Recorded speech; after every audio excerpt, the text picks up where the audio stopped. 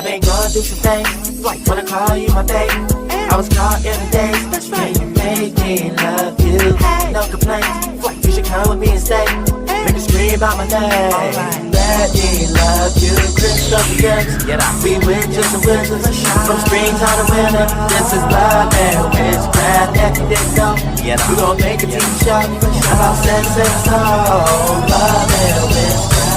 Yeah, listen, this might tickle just a little, yeah. Okay, can I put some crystals on your nipples? Yeah, okay. All about those sigils and those symbols. Magic school flight, girl, we are Mr. and Miss Fizzle, yeah. Okay, hoping, girl, you never had a fit, yeah. We are going out the atmosphere, yeah. I'm just happy that I have you in, yeah. Flying in a spaceship, yeah, we fit. I'm always blinded when I look at you. Time to go, so tell me what it do. We bout to do some voodoo. Now go to the bar so we can get that water boiled. Let's go to the spot so we can buy a bottle of oils. Now lay down and stay so you can feel this magic boy. You might have thought that was God. I ain't going to today, wanna call you my baby. I was caught in a daze, can you make me love you? No complaints, you should come with me and stay. Make me scream out my name. Let me love you, crystals and gems. We witches and wizards, from springtime to winter. This is love and witchcraft. If you didn't know, we gon' make a TV show about sex and soul. Love and witchcraft. Just the way I'm looking must be starstruck, yeah. Why your body looking like my altar? You got me lost in all of my desires, yeah. My demi-urge got you looking like a chakra, always looking like it's charged up. You brighten up my day. I be lost in the darkness, don't let your light just go away. While you stalling, I'm calling, you keep on fighting till you can't. Baby boo, I'm like Zeus, I'm just a lightning strike away, yeah. Get to work, boo, I would never hurt you. You can be spiritual and twerk too. Now I'm going back to the motherland where God done birthed you. In your rainbow waters, I'm not to be, but I hope you serve too. Yeah. I got wizard dope and a witch for sale. Straight indigo, doing wicked spells. I'm a gigolo, use a Jezebel. Sex with you is like a ceremony. Go light the candles that'll set the mood. Can't imagine doing nothing like that with no one else, girl, unless it's you, girl. I ain't gonna do some things, wanna call you my baby. I was caught in the days, can you make me love you? No complaints, you should come with me and stay. Make me scream out my name. Let me love you, crystals and gems. We witches and wizards, from springtime to winter. This is love and witchcraft. If you didn't know, we gon' make a TV show about sex and soul. Love and witchcraft. I'm dirty on my bed, don't seal told me. I'm dirty little birdie, damn dirty little birdie. A birdie told me you sippin' bad about me. White dog, alright,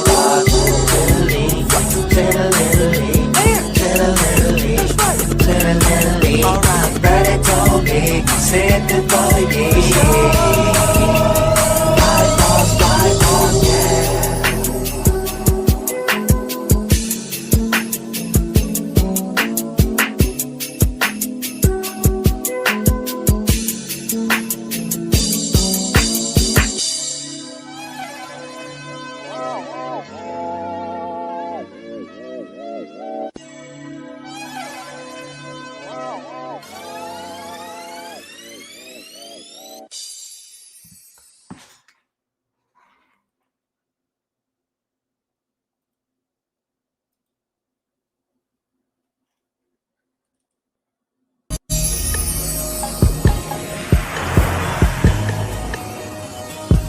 You're now listening to Flight Radio.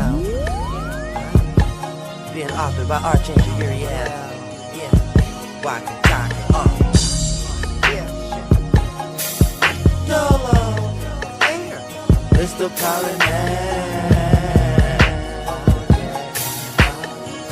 Shit. Love and Witchcraft Part 2. Ritualistic sex. Ritualistic sex, yeah. Ritualistic sex. That's right. Ritualistic sex, yeah, ritualistic sex. Girl, you put a X on me.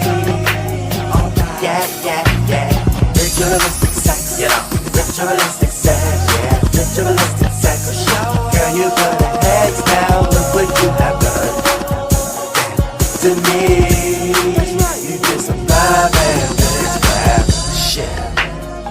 some shit to me that I can't get back from, yeah. Got an angel falling, I can't get back up, yeah. Nobody told you that you had to live that rough, yeah. Caught in the light and the fame, yeah. Got me thinking that you brain dead. You cheating with you and yourself and you got caught in the same bed. Got me thinking that you no longer got the same head. Your mentality switched, you ain't got the same plans. Yet a Parliament can't land. I was looking for support, girl. Yeah, you got a lot of wealthy thoughts, but we living in a poor world. My soul group is so thorough, no esoteric business standing away. Got me saying you go, girl, taking over the world, no one standing your way. Can you go like the candles, okay? Too hard to hold, but I can handle you, babe. You gave me so much, goddamn I should pay. Thanks for giving like him on your plate, yeah. When it's just you and I, flying through the sky, we just got unified, yeah. Ritualistic sex, ritualistic sex, yeah. Ritualistic sex, that's right. Ritualistic sex, yeah. Ritualistic sex. Girl, you put a hex on me. Alright, yeah. Ritualistic sex, you know. Ritualistic sex, yeah. Ritualistic sex, for sure. Girl, you put a hex down. Look what you have done. Damn, to me, that's right. You did some love and witchcraft, like boss. You got me out here sounding like the Bee Gees, like boss. You got me out here sounding like the Bee Gees, like boss. You got me out here sounding like the Bee Gees, girl, yeah. That's right. Oh yeah, like boss. You got me out here sounding like the Bee Gees, like boss. You got me out here sounding like the Bee Gees. Look what you have done to me. You did some witchcraft, baby. You got me caught up in a spell all day. What you want from me, yeah. You got me caught up in a spell all day. What you want from me, yeah. You got me caught up telling tales all day. Now what you want from me, yeah. You be forgetting what I told you. You unlocking spells, here is the cold rule. Ritualistic sex, ritualistic sex, yeah. Ritualistic sex, that's right. Ritualistic sex, yeah. Ritualistic sex. Girl, you put a hex on me. Yeah. Ritualistic sex, you know. Ritualistic sex, yeah. Ritualistic sex, for sure. Girl, you put a hex down. Look what you have done to me. That's right. You did some love and witchcraft.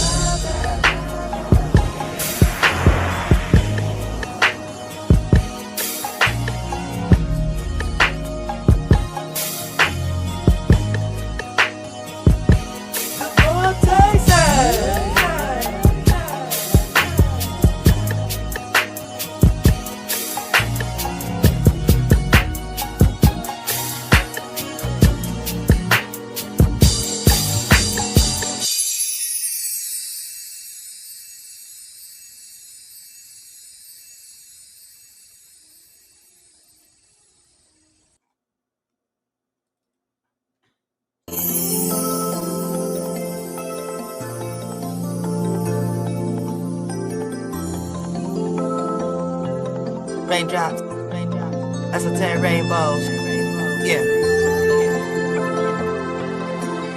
Fly,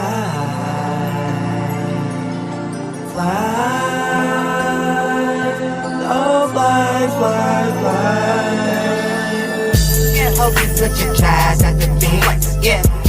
Hope you put your life at the knee, yeah. Hoping girl you're vibing with me, yeah. Cause this is love and witchcraft dream. Hope you put your tries at the knee, yeah. Hope you put your life at the knee, yeah. Hoping girl you're vibing with me, yeah. Cause this is love and witchcraft dream, yeah. I'm about to take you right up off the street. Now you can ride that flight when you with me. Now cut off all the lights so we can see, yeah. Now we going through the transits like we floating through the planets. Now don't go throwing tantrums, girl, we ghosts just like some phantoms. Why don't you understand it, girl, we going for a landing in a whole other world, oh yeah. Listening to your shit, I need some tea. Sometimes I don't know what you see in me. with you might end up with TMZ, and that ain't what we need. Take a chill pill for a little bit, girl, sit back and relax. Please don't frustrate yourself from shit you can't get back from the past. Know your ex that did you dirty, want some get back on that ass. This is why you on the internet for some witchcraft you can cast. But listen here, hope you put your trust up in me, yeah. Hope you put your love up in me, yeah. Hoping girl you fucking with me, yeah. Cause this is love and witchcraft 3. Hope you put your trust up in me, yeah. Hope you put your love up in me, yeah. Hoping girl you fucking with me, yeah. Cause this is love and witchcraft 3. Those crystals and your gems be your friend, yeah. Always drifting in all the winds, yeah. When I light up in, it gon' end. Is that gon' be your friend to the end? Now this little light of my bitch, I gon' let it shine. And if it don't apply to me, bitch, I gon' let it fly. If you ain't got no starting point, bitch, I gon' set the time for practicing these rituals. Oh yeah. Can we all get along? I might change up area, bitch. Yes, I talk to God. My life is off and on, man, often is long. But flight here, don't forget the F to infinity, then beyond, I am gone. Flight boss. I was searching for you on your social pages. Then I realized you don't have an open spaceship. Girl, I know you thinking your emotions draining. It's so amazing, those creations got our soul inflated, yeah. Hope you put your trust after me, yeah. Hope you put your love after me, yeah. Hoping girl you're fucking with me, yeah. Cause this is love and witchcraft 3. Hope you put your trust up in me, yeah. Hope you put your love up in me, yeah. Hoping girl you're fucking with me, yeah. Cause this is love and witchcraft 3, yeah. You keep running, you running, you running, you running from life. Running, running, running, running, you running from motherfucking life. Yeah, you keep running, you running, you running, you running from life. Running, running, you running, you running, you running from motherfucking life. Yeah.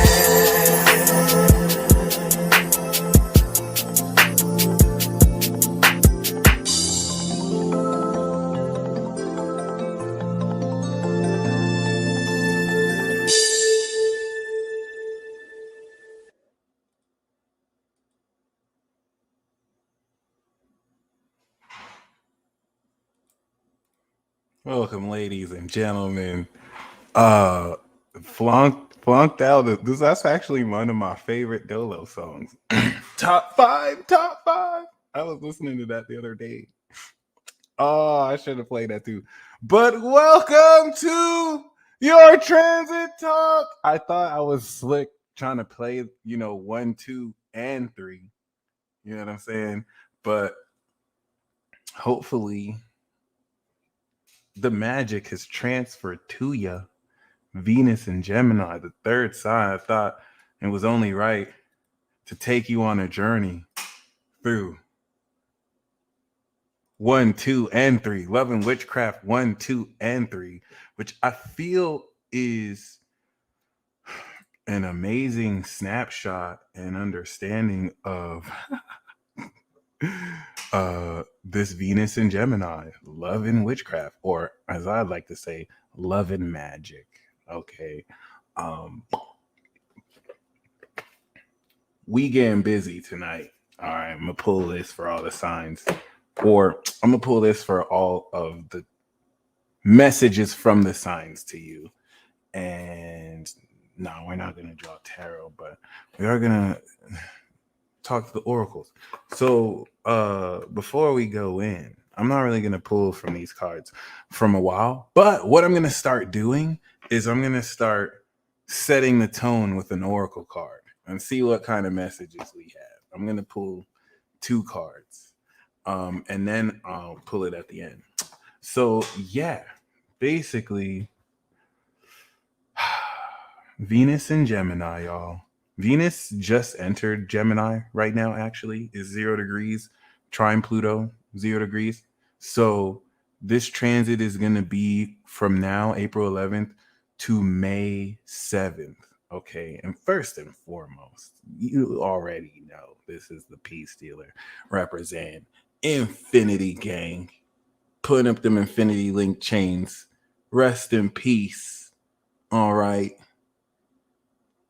Rest in peace. Rest in peace to the original Infinity Linkers. All right. You know who I'm talking about. Rest in peace, take off. But other than that, shout out to Infinity Gang, Infinity Click, Infinity Clan Gang, Infinity Club. All right. You could do this one-handed sign, or you could do the full Infinity Link. You feel me? Shout out to my infinites watching the Infinity Airs. All right. If Venus and Aries was you at a heart level, understanding that you are an infinite, and then Venus in Taurus was you appraising the value of you as an infinite. Well, as an infinite, you're an infinity heir. Well, Venus in Gemini is now the creative open door into expressing your infinitude, the limitless expression of, well, what is it like to be an infinity heir? So you want to be very excited about this, because you can't necessarily fool the universe, right? One thing about Aries, Taurus, and Gemini is that, as it should be, before you integrate more depth, like through Virgo and Scorpio, these first three signs are very superficial and base. They're surface level.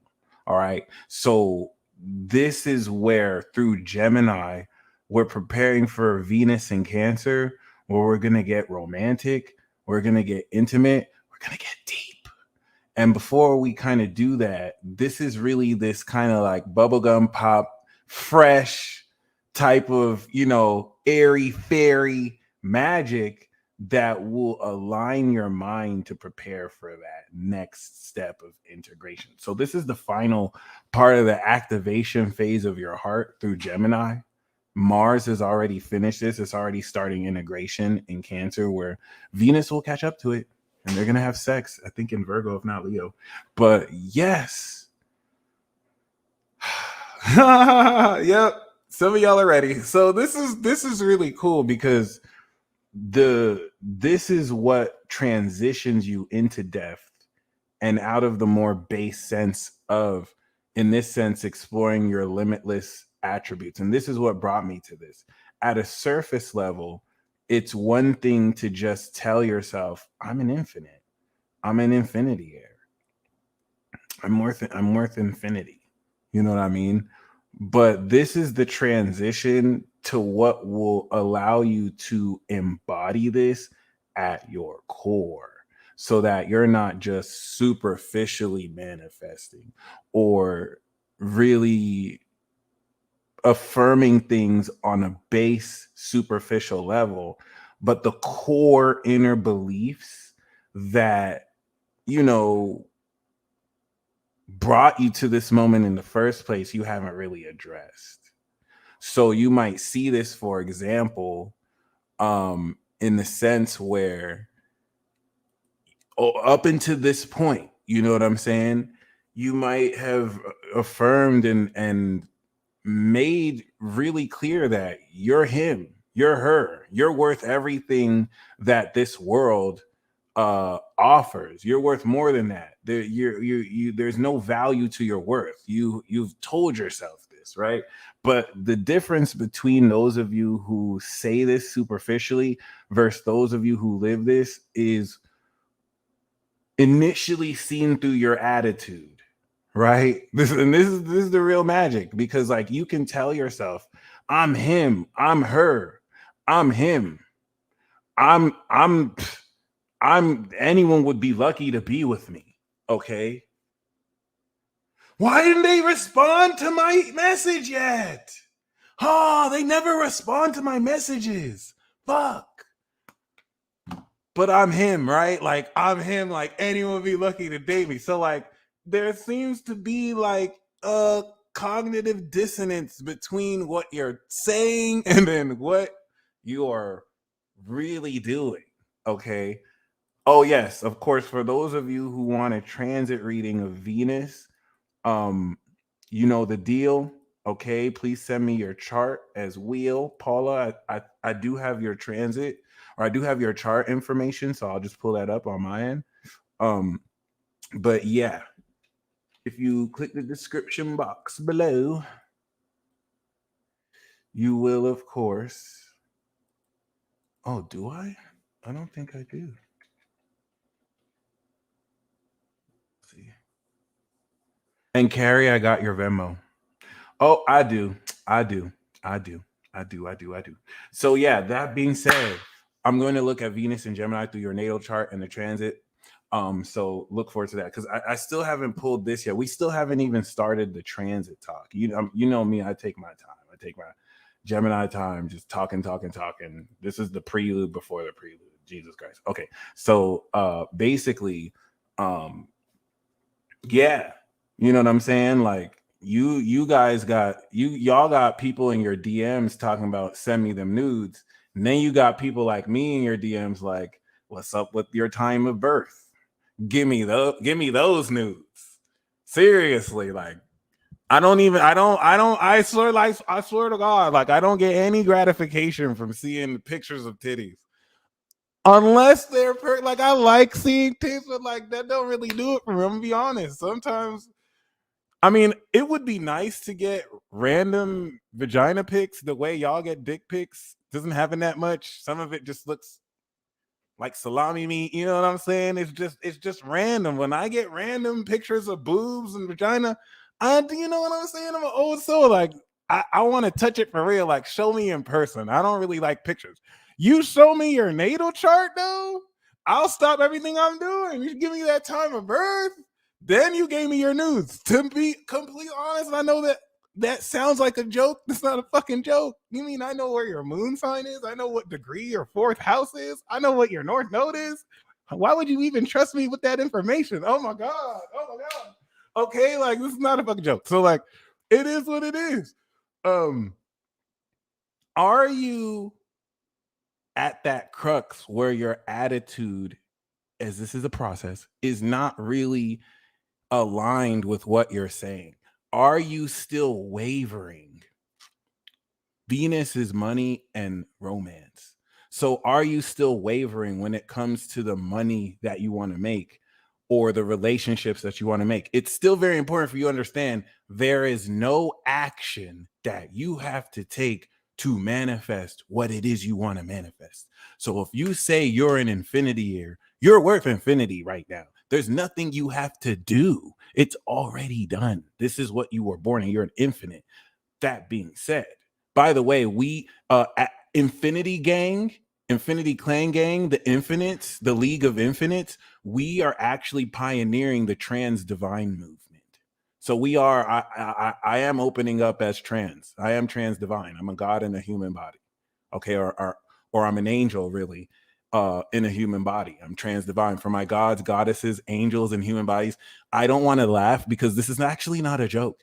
And this is kind of the one thing we do have in common with transgendered people. So we are kind of technically part of the LGBTQ. We can never be transphobic because we're trans divine. And I know that might be funny for some of you, but like I've had to live as a divine being in a human body my whole life. And I haven't been able to really be open about this. You know what I'm saying? Of course, Sagittarius is laughing their ass off. You trans divine too, you already know. But like, you know what I'm saying? Shout out to my trans divinities. We're all infinites. We're transcending gender and mortality. You know what I'm saying? So like we out here. We are out here. You don't have to lift a fucking finger to manifest whatever you want from money. I've experienced this when I was in a position skeptical about this. Now, if you want to build a lifestyle around not doing anything to make money, the issue isn't about you not being able to manifest it. We have to go deeper into the core beliefs that do this. You don't have to do anything in your alignment with it. Action is always inspired. You don't have to tell yourself how to do it because you already know how to do it. So it's not as simple as just doing affirmations and mantras. That's just to rewire what and how you think. But as I hate saying it, it's so true. You have to really become that, right? But I'm not going to tell you how to just become this. The reason why I want to mention that is when it comes to romance and when it comes to manifesting money, value, stuff that is worth money, stuff that you can sell for money, because some of you are very good at manifesting, but because it's not money, you don't even realize that like you're manifesting stuff that money can buy. So people will give you money for, right? Or some of you are very aware that you got it like that. So the reason why I wanted to say that is if you find yourself struggling with this, and you'll know because there's one indicator to know for those who um are superficially manifesting or those who aren't superficially manifesting. If you want to know the number one sure way to realize if you still have more core work to do versus if you're already there, is a simple. Are you waiting for your manifestation? Are you still counting the time that it's taken? Any of you who are like, I've been affirming for, it's superficial. You haven't really like let it sink in at a core level. So like you changed your thoughts about it, but inside the hidden core beliefs, you still believe the old stuff. That is what is driving you. And I'm guilty of this too. This is what is driving you to be like, where is it? Where is it? That is coming from the part of you that feels like you don't have it versus if you're not waiting because this universe is not even locally here. So your perception of time doesn't really exist and everything is now. So like it's here now. And like you might be telling yourself that like it's a saying, I just have to brainwash myself with this. And if that's how you have to start, do it. It works. But once you like truly internalize at your core that you are time, that you already have it. You are literally the center of this eternal noun in your reality, which you are the creator of. That is when you start to manifest this from a core place. This is why you will get results.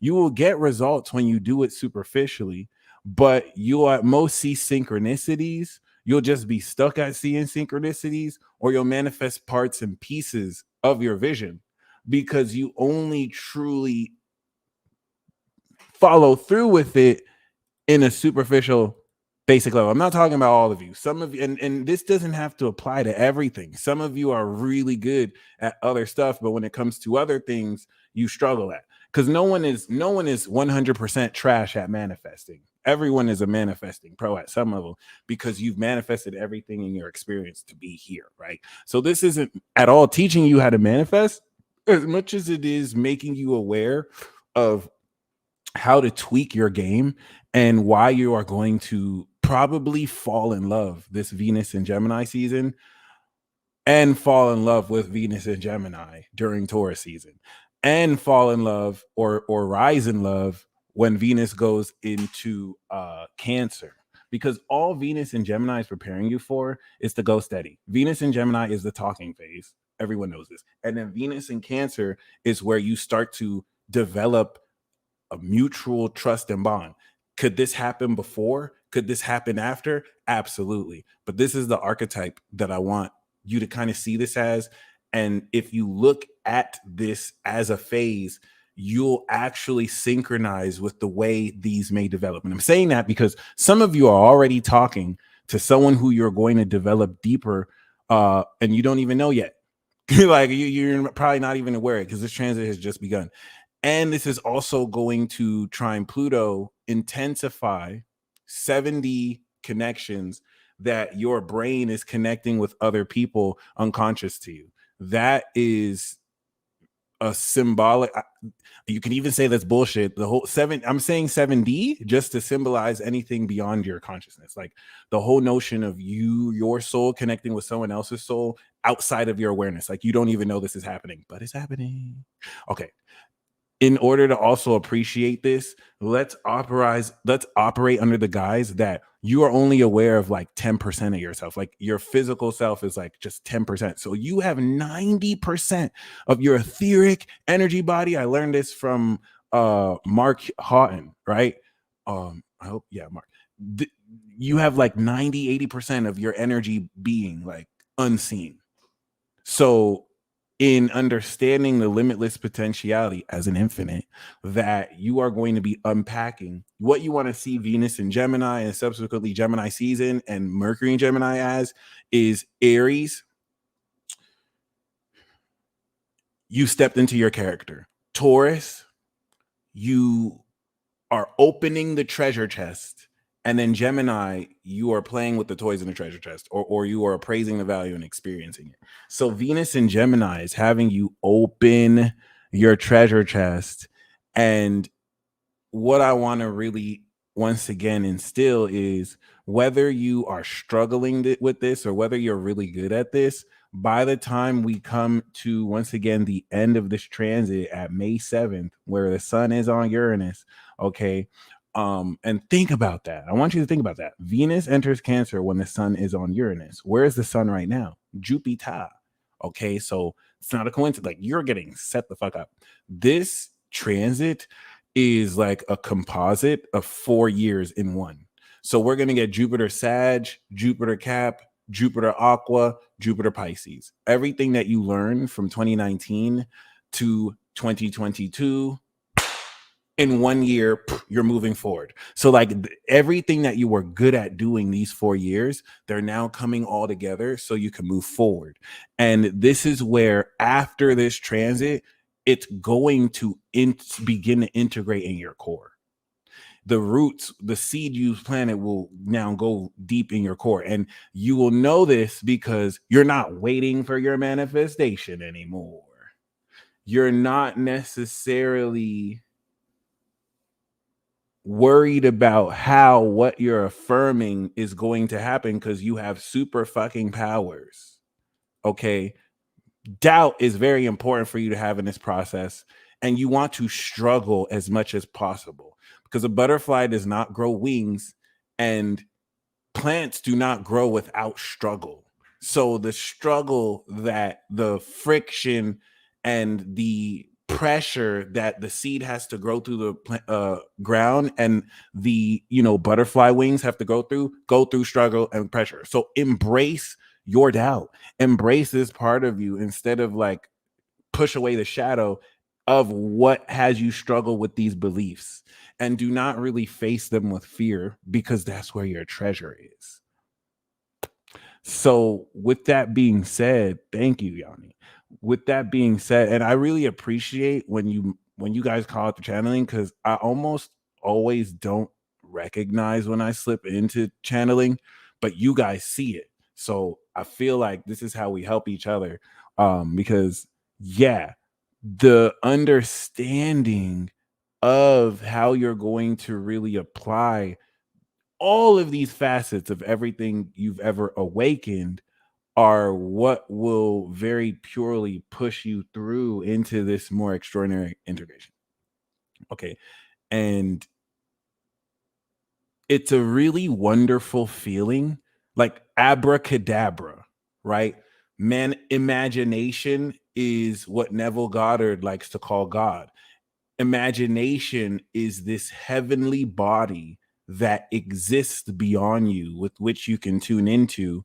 And with your body as a vehicle and intermedium of both worlds, you can believe Pisces. This is why Gemini is the intro level of magic through thoughts, Mentifery. And then Pisces is the final divine level of magic through imagination. These are all functions which induce magic. The thought process is the original initial baby level of Gemini air magic. Analysis, which it was the second tier of magic. Analysis, which actually includes a lot of scientific experimental function. So a lot of scientific experiments are actually magic. It's just not the Pisces magic, the imagination Disney magic, the highest level of magic that most people think magic is. Then you have the synthesis, Sagittarius, seeing into the meaning. This kind of rules more clairvoyant and creation magics. And then you have Pisces, divine magic, metaphysical magic, which is imagination. These are all functions. So Gemini, the function of that initial magic is thoughts, what you're thinking. Virgo, this is one of the most important magics. This is analysis through repetition, anything you do over and over. Then you have Sagittarius, ascended magic, visualization. Then you have the final level of magic, elite magic, imagination. So imagination, as you believe, activate the function of this magic through belief that what you're imagining is happening, aligning your physical body and mind towards what you're imagining. It's that easy. You do this all the time. You'd never not do this. Please understand that you never not do this. So make sure that you are aligning. This is why you have to be conscious of your mind and imagination, because your subconscious, if you align to negative attributes, will create in your world and you will be unconscious to it. And like someone said, you'll call it fate. So with that being said, aligning your mind and body with what you're imagining brings it through you. This now does not make you a victim of your reality, but a creator. So once you truly understand this, you stop having cognitive dissonance, right? Yeah, Sag and Pisces take this literally to the next level. Once you are aware of what you're doing and you align this, once you go from being a victim of your circumstances with cognitive dissonance, wavering, after this transit, you will not waver because you are going to have firsthand experiences that remind you, especially as an infinite, your imagination is the portal to the divine.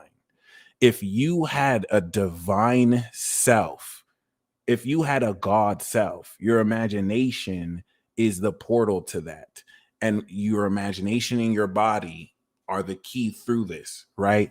And your understanding of your own imagination is going to be like a limitless portal that you can draw anything from. Imagine if you saw your own imagination as a limitless existence you can draw anything from, and all you have to do is imagine it. But we all have different characters, so the way or the techniques and abilities that we draw from our imagination is going to be different. Carrie, Devin, they're fire signs, right? They're probably going to have a more passionate way of doing it versus Elisha, right? And other water signs that are going to have a much more psychological way. We all kind of are not separate in the sense that we have this capability, just like we all breathe air. But the way we going to do it is what's going to be further expressed uniquely through this Gemini axis. Okay.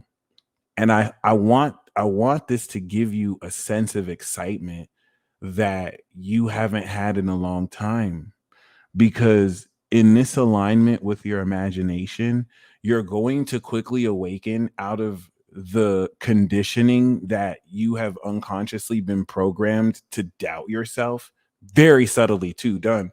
But this transit will conclude the deconditioning process that once again from 2019 to 2022 has been done relative to your spirit squad to you. That was why during those years they had to put up forceful mandates to reinforce said conditioning, and the people who gave in reconditioned. The people who didn't give in, the infinite, you did not condition, you just deconditioned. So this is what's going to enable you to activate these abilities on so much deeper level than other people. Because on the surface, that's not what it looks like. On the surface, it just looks like, oh, I just complied to a mandate. Like, it's not that deep, but it is that deep because of the layering and the symbolism behind it and the timing. A simple act as just not just following your own, like if your own self wanted to do the mandate and you followed your own self, that's deconditioning. It's not about whether you took it or not. It's not about whether you listen to the mandates or not. if you within your core knew you shouldn't have listened to those mandates and you did, you got conditioned. That's it. It is what it is. You allowed a higher authority to give you bullshit for why they could do whatever. It was a huge testing period. But if with your inner authority, you made the decision to follow the mandates or not follow the mandates because you wanted to within, even if you did all that stuff, you deconditioned because you did it from your own self. That's literally the key. Did you put God first or not? It comes down to integrity and belief. So for those of you who really did, you have your own evidence and personal experience, and this is going to blossom the rest of this personal experience. Okay. So for those of you who are ready to commit to your vision, okay, true fasting isn't really not eating for a few amount of time. You're just starving yourself. Fasting is committing yourself to the world within. Fasting from everything you see externally, not really giving in to this 3D world, but just being in it, not of it, and really just inundating yourself in prayer. Prayer is daydreaming.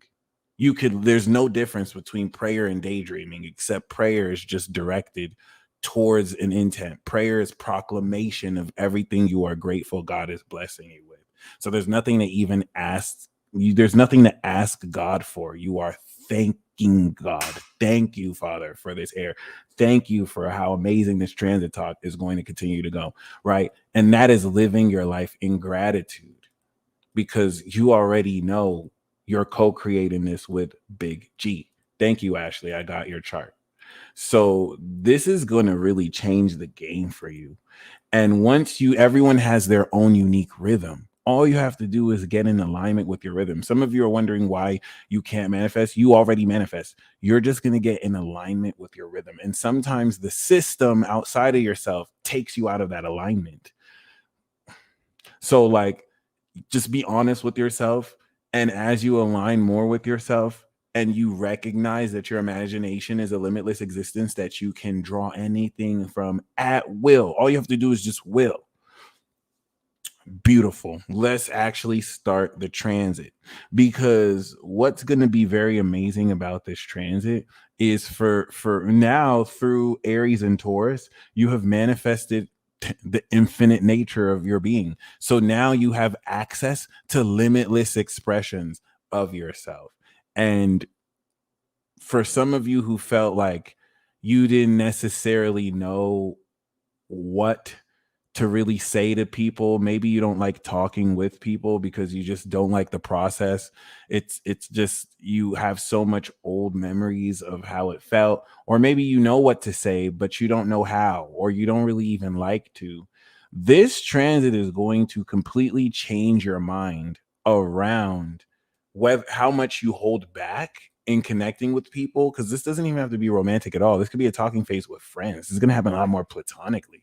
And this is going to have you enjoy the process of connecting to and meeting new people, because it's no longer going to be a burden where it's like, oh, I don't know where this relationship is going to go. Now you are the messenger and representative of your infinite value. Now you're engaging with someone who is giving you the opportunity to get to know them, and you're giving them the opportunity to get to go know you. On that premise, it's already exciting, because this is also going to align you with people who resonate at your frequency, because you are so aligned with your frequency. Okay. And this is going to show some of you, in light of this recent evolution, you actually got it like that. Like, some of you are acting like you're awkward. Some of you act like you're not sexy. Some of you kind of act too modest, like you are not hot, like you don't have a good talk game. This is going to really reveal all these innate gifts in a way that reflect how you have quintessentially fully leveled all of them up. And this is where, as we see the sun on Uranus, okay, now with the sun on Jupiter, this is going to really push forward this evolution. This is very important because a lot of the social expectations and the superficiality and fakeness relative to what people project on what romance is supposed to be, it's all dead. Like that shit doesn't fly anymore. So you're able to reconfigure and rewire your brain around your own innate and unique self and talents. And it's going to be very important because it's going to bring a head to like this old high school mentality where, oh, these people are cool and these people are losers and these people are jocks. Pluto and Aquarius is killing all those type of like tropes and group definitions. So you're going to be introducing yourself with Chiron and Aries vulnerable in the face of other people who feel like, oh, I'm cooler than you. You know what I'm saying? You're not cool or whatever. And without you having to even address them, they're basically shooting themselves in the foot. Just your confidence alone triggers insecurity in these people in order to try and act better than you. This is where, with being so aligned with who you are, you will not even have to respond to somebody because the vibrations emanating from your frequency are causing other people to act so insecure they have to make jokes or they have to do anything to try and feel better than you. And you know what that looks like. You know what those microaggressions look like. You know what those statements and the tone they are said look like. So you do not have to respond to that because they are only responding to you without having to say anything. They have already lowered themselves by instinctually, because they're not thinking of doing this. On an instinctual level, they're that insecure. Let's just be factual, because anybody that is secure within themselves is not going to feel the need to try and upstage you. They're going to want to shine with you. Even if they don't like you, they'll be so secure in themselves, they wouldn't even feel bothered to try and get a reaction from you. These are just facts. So as you deal with people who inundate with themselves with all these fans, all these followers, all this money, that's all these people have. You look at these people and you see them act, because most of these people are performers and actors. You see these people act. You see all these clones and people who don't even really know themselves and people who don't even have a spiritual IQ. Let's just be honest, but everyone is different, fawning and worshiping over these people who they've never met. And on the surface, you think, oh, wow, they got it all together. When you don't understand, they need all that shit just to have the security they have. Don't think all these people spin that fake self-improvement, spiritual positive shit actually mean that shit. It's superficial for them too. They still have insecure core beliefs that make them instinctually have to mention, oh, well, I have this or I have that, or you're this or you're that, because you threaten the fuck out of them. Some of you have not accepted you threatened the fuck out of people. This is how, with reverse psychology, you don't even have to wonder why things happen. Always start with yourself. Some of you have so much spiritual pressure that just your presence alone drives people to be uncomfortable. Some of you have angel energy, and people who have had demonic transformations or cursed spirits, it irritates them. This is where you have to be very discerning, because you won't even have to have certain arguments, because you'll know straight off the jump, this person's not even mad at me. They're mad at themselves. They're mad that they're so sorry they have to take it out on me. Deadass, it's not a joke. Then you'll be like, bless you, because you clearly need it. You stupid little bitch. God bless you. Okay, that's it. And you won't have to say that. Your aura will say that. You can do the truth smack technique, but with your aura. Okay. So, like, I hope you really heard me there, because this ain't no fucking joke. A lot of people don't have substance, they just have the image. A lot of people know how to look the part.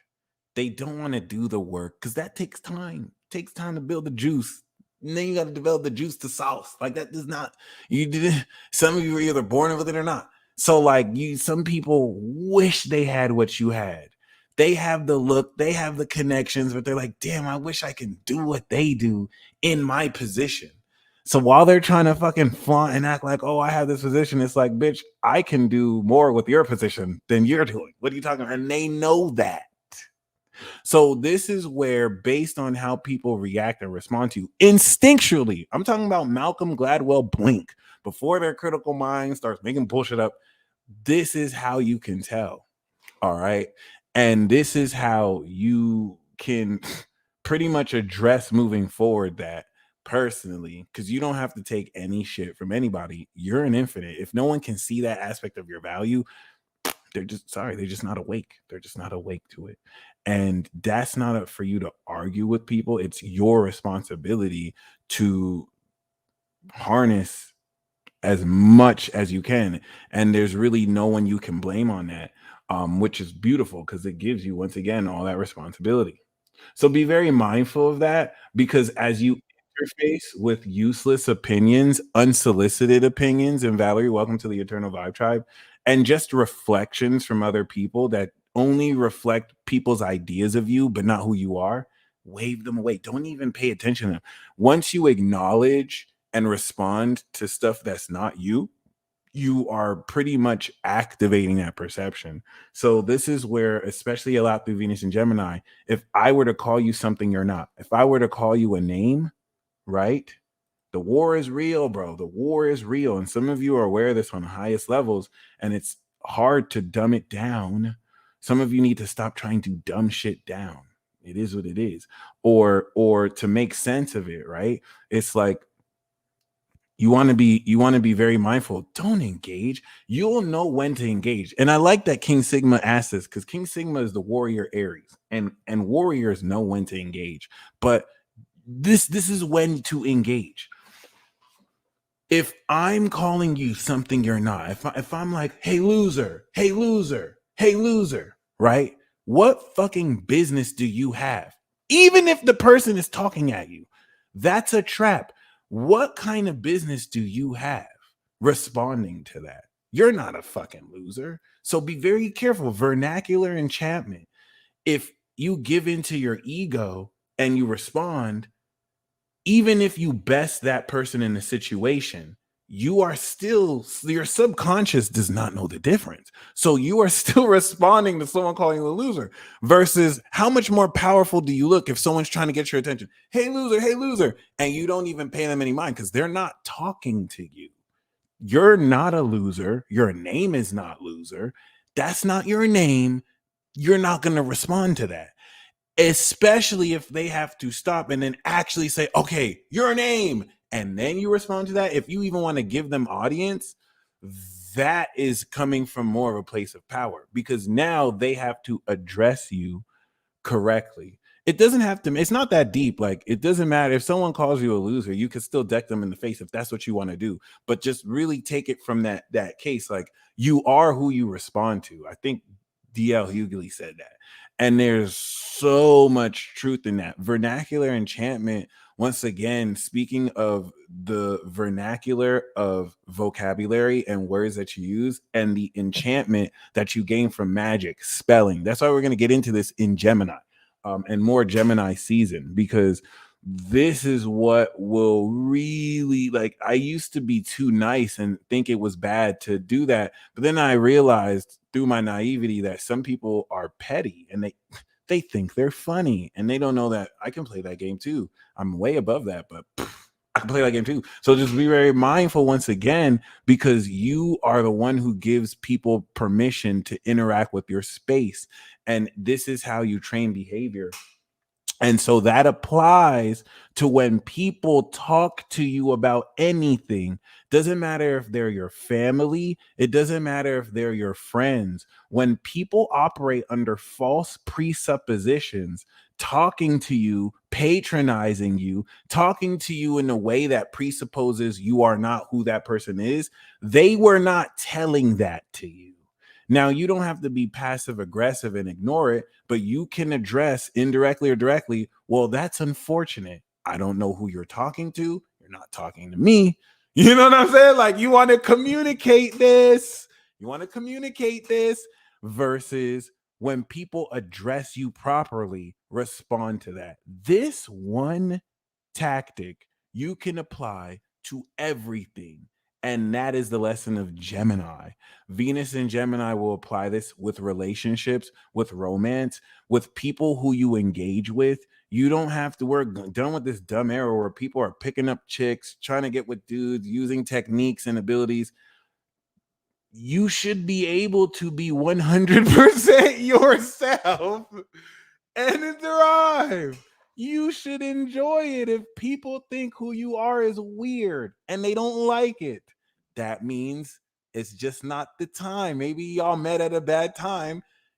Move on to the next person. That's what's cool with Gemini. This is the talking phase. We're through talking with people. So y'all be calling Venus and Gemini hoes, but they're smart.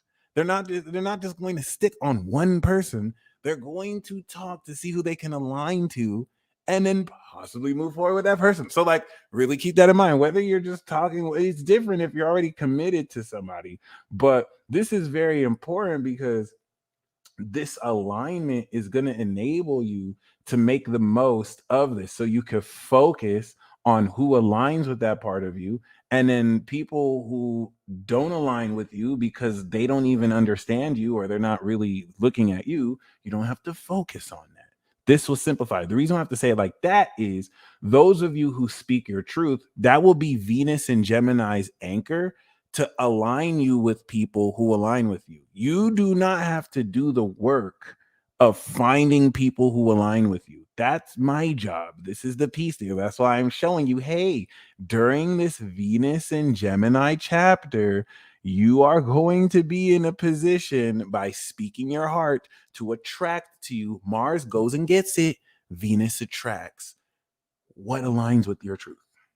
And you don't have to go on dating sites unless you're inspired to do so. You don't have to go out and find anybody unless you are inspired to do so. You have to come from within yourself, decree and declare that bitch, and move forward as if you already have it. It's literally that simple. You're not trying to find a romantic partner. You are already with them. You already know what they're like. This is what enables you to recognize your soulmate.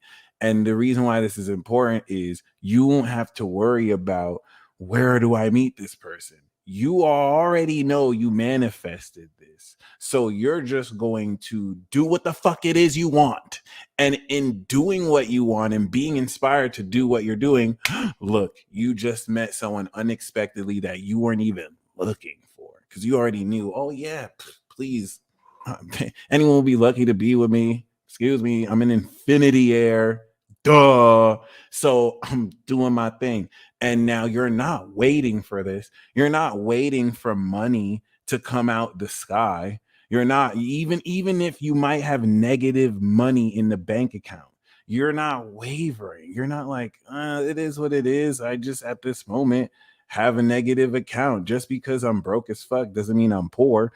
Anything can change in an instant. You know what I'm saying? So it's not putting you out to just depend on a miracle. But while you're doing what you're doing, you're not letting the external phase you, because you are worth infinity. Just working on your liquidation. And there's no time limit on that. That's the most important part of your whole life. So, yeah. Personally, the reason why I'm saying that is manifestation is not a substitute for making a living. Okay, this is the most important thing here.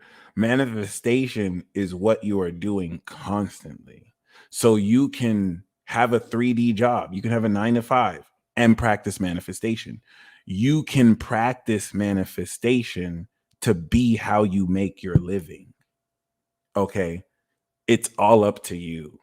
There is no external circumstance that will stop you from making this happen. If you want to work job free, you're still going to be committing to something. And this is where the reasoning behind this comes in. All right. But It is not impossible. That's the most important thing that I want to make sure we're clear here. You are overcoming a lot of the doubts that, once again, confuse and lie to you. And now, once you are aligning with this frequency, you are going to now, in contrast, law of polarity, come into doubting frequencies, people who oppose these ideas. And they are video game NPC characters that you have to defeat so you level up. Just see it like that. It's an RPG. They're only coming up so that they either get experience defeating you, and you don't want to be defeated, so you're going to defeat them and gain experience. Slay these bitches. Do not hold back. And then if they drop items and money, pick that shit up. So with that being said, if you are ready to step into this transit, I'm going to break down the supernatural nature of this talking phase, which will be the Uranian in Taurus square Pluto dynamics, which will really give us an insight into the physiological mechanics of this talking phase, which will be supernatural. And then we'll go more in depth about how this supernatural talking phase will be super magic. So not only will you have a supernatural experience in manifesting the quality of how much you have evolved and how at a supernatural level you are connecting with frequency waves who resonate at your frequency, but we are also going to compound how the super magical nature of synchronicities that align and intertwine y'all will move forward. Okay. Really shake off this imposter syndrome, because as we move towards Leo, detractors and people who are so insecure to just see you win will come through. This is evidence of you leveling up. Please do not allow yourself to be undermined by the stupid shit that people say about what is not you.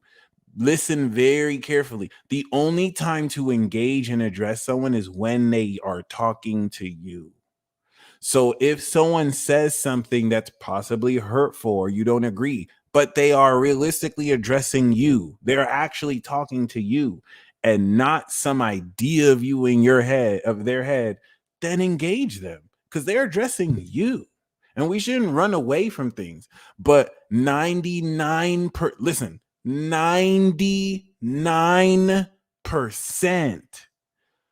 of people who address you are not addressing you. I would say maybe 1% of people in your life actually address you. And it doesn't always have to be some conspiracy theory. Maybe it is. Maybe you're in the Truman Show. Maybe you're in the You Show.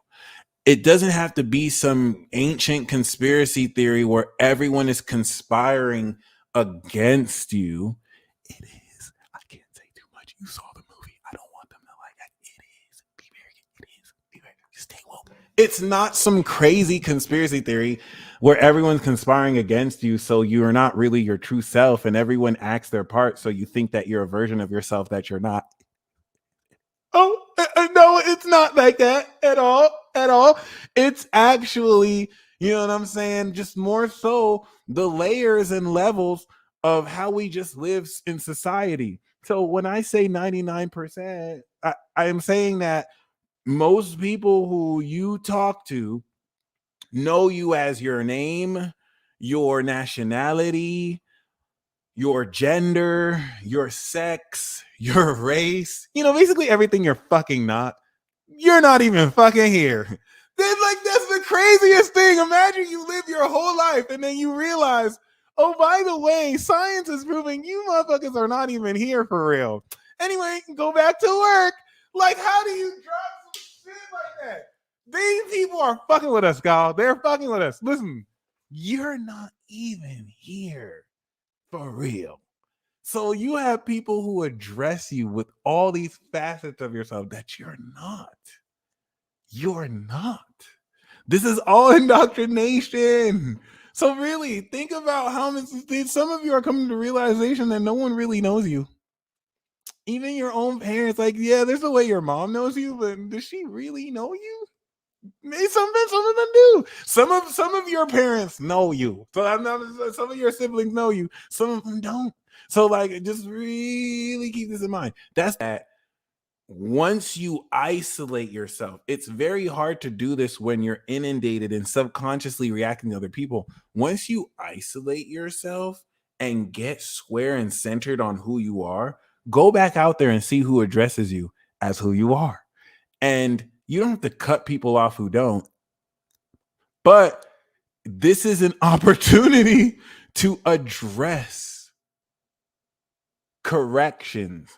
This is where you can start to like correct people, be like, this isn't, my pronouns are almighty and your supreme highness. I am him, so they're also him and he. You know what I'm saying? Like, this is where you can make small adjustments, or you can sit down and have the talk to people like, listen, you got me fucked up. I'm trans divine. I know this is hard for me to actually come out and say, but like, I'm actually an angel in a human body, and you've been talking to me in a way that's not inclusive to who I really am. And I don't know if, and you'll really find that a lot of people are not really invested in truly addressing you as you are, because it's more comfortable for them to shout out to Carrie. I really appreciate that. Karen and Breeza have seen my wings too, and I've done I never told you guys this story, y'all. See, some of you guys haven't told me your stories, but basically, you know, it really, hold on. This really caught me off guard, because please don't think that you're crazy or weird. Like, some of my greatest breakthroughs spiritually have come from you guys just sharing your testimonials. I never shared this story with you guys. Okay. This has happened to me on 2 separate occasions. And this is where it was at a time where I was doubting who I am, because I'm still very like cerebral. So it's like, if things don't make logical enough sense, I'll believe it as a concept, but these experiences help me really. And that's why I say, like, y'all are the best gift that I've manifested, because we really put each other on, right? So when I went to California, I remember going to LA. Like, this story, I love this story. I never really told this story. This is the first time I really told this story anyway. So the first time, and tell me about astrology too. I went to LA a few years ago, and I got to link up with my cousin. And his mom. We got to link up. I think this is like 2017, 2018. I don't remember entirely, but basically, shout out to Aquarian Essence. Oh, I have synchronicities with Bree too, and Aquarian Essence that are just mind blowing. They're truly the greatest. So basically, and this really kind of ties in, because this is the receipts, the story that I am telling you, right? And the experience that I'm going to share, you have like 11 stories about this too. So I'm sharing this as like a point of resonance to show how we're at the same level, right? So I went to LA, okay? I visited my friend Breeza. In hanging out with my cousin, I had my friend Breeza come through. She's a natural queen Taurus sun, and she has a Libra moon, right? And I didn't realize at the time that my Gemini sun, my aura, because I have a Gemini sun, right? It's 9th house of vision to her, right? So basically, the first thing she says when I walk through and meet her is, "Oh my God, I saw your angel wings." And I'm like, "What the fuck? You saw, like, I have angel wings?" It's like, "Yo, I swear to God, like, I saw your angel form." And I'm like, "Holy shit. That's amazing." And I instantly realized, oh wow, like, her Libra moon, the celestial soul part of herself, perceived my Gemini sun. And that made it real for me, right? But spirit knows that I'm stubborn, right? So like, an experience like that would just go in one ear and out the other, like, yeah, she saw my angel form. And I would allow myself to be skeptical, like maybe she was just seeing things. Literally the very next morning. So I hung out with them at that evening. It was a Saturday evening. The Sunday morning, I don't know if you guys are familiar with Karen, right? We have the Aquarius Sharon, and then we have the Aquarius Karen. I've done some talks with her. She's fucking extraordinary, super psychic. If you're day one, you might remember Karen. So I met Karen. We actually went to have some coffee that morning. And I went from my Airbnb and I Ubered. And the very first thing that she says, Aquarius sun goddess, Virgo moon, the very first thing she says as I sit down is, oh my God, I just saw your angel form. I was like, wait, hold on. This shit is for real? I thought Breezer was just saying that. I thought she was just seeing things. You know what I'm saying? You know how like you just kind of see a light or some shit? But like Saturday night, she said that. And then Sunday morning, the very first thing they say was that it just etched in my subconscious. My Gemini sun is my angel spirit. But like I didn't know it was something that you could see. And they both described it in the same way as I was walking out of the car. So just like this is why I'm saying, like, when you say you are who you say you are, they are receipts you have that don't just come from you. And you have to stand on that. Don't let anyone say you crazy because of that. Because this is the truth you gain from experience, not from books or knowledge like we were brainwashed to believe, right? So here's the second story. Okay. This is kind of related to this. I think a couple years ago, this happened. I never told anyone this. And this is where any of you who've had dreams of me, any of you that have experiences with me, I please don't hold that back. Please share that. I won't think it's weird unless you're being weird with it. But if you're just being authentic and genuine, that helps so much. Like I love every time I hear you guys say your dreams or whatnot. And you know, I had 2 cosmic energy tune-ups back to back, which is rare. That usually never happens. Normally, cosmic energy tune-ups are not ordered that consistently. And even if they were, I've never had one back to back. So I had one like say Wednesday, and then the next one was Thursday, right? Both at the same time. So, okay. I had my first energy cosmic tune-up that week, right? Of that week. And right at the end of that cosmic energy tune-up, all right.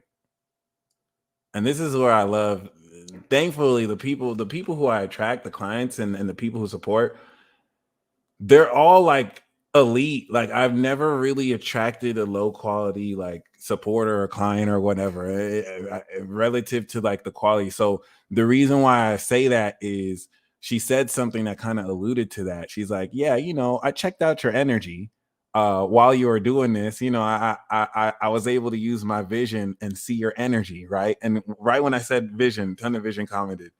And she literally was like, I saw your true form and you're fucking huge. Like I saw you towering high up in the stars. Okay, mind you, Breeza and Karen, they don't know each other. So those 2 people in LA, they don't know each other, right? The cosmic energy tune-up, these 2 people have never met each other. These are people from different places on the phone. So the first person was like, I've seen your true form. Like, you're fucking huge. And the way she said it was like, you know, when I do energy healings with people, I just like to see, you know what I'm saying, what kind of energy they're going with. And she made a point to say, you're tall as fuck. Like, you're towering in the sky. And I was like, wow, that's fucking amazing. Like, thank you. You know what I'm saying? Like, I think that was a synchronicity for me there too, because I was just kind of learning. And every time these synchronicities come, spirit has already channeled it to me.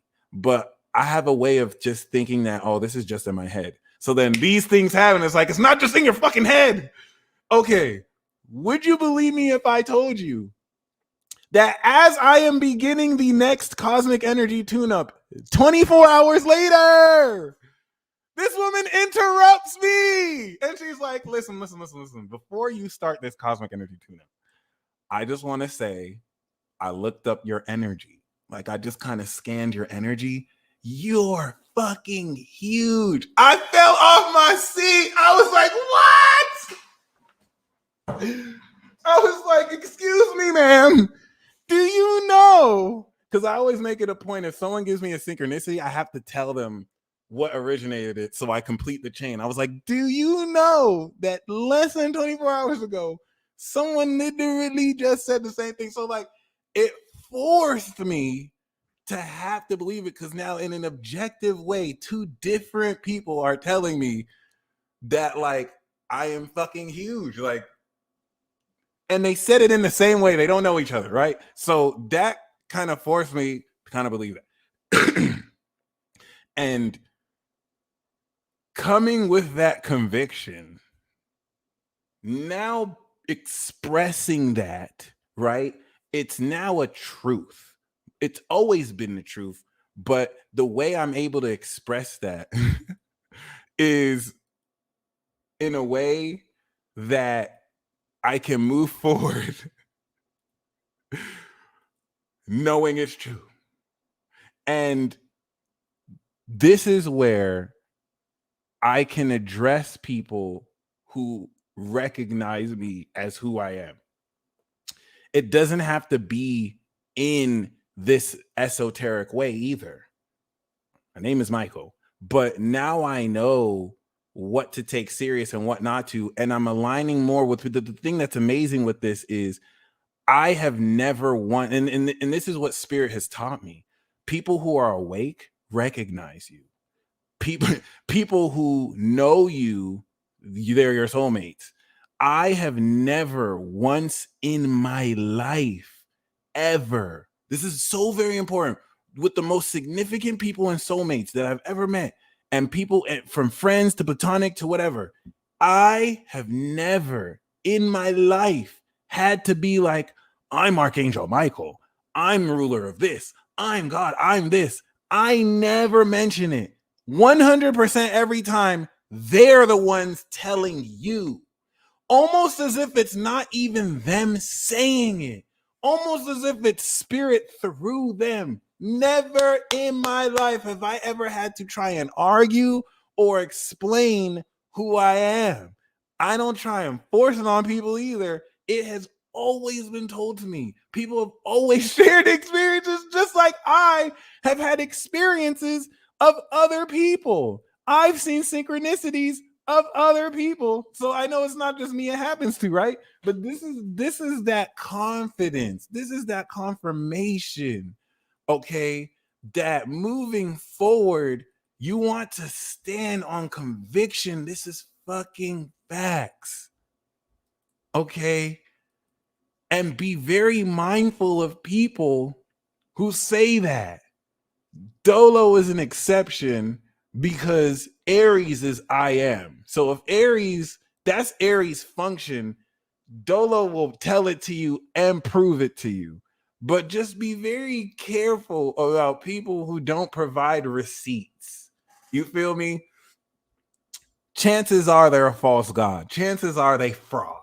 All right? Because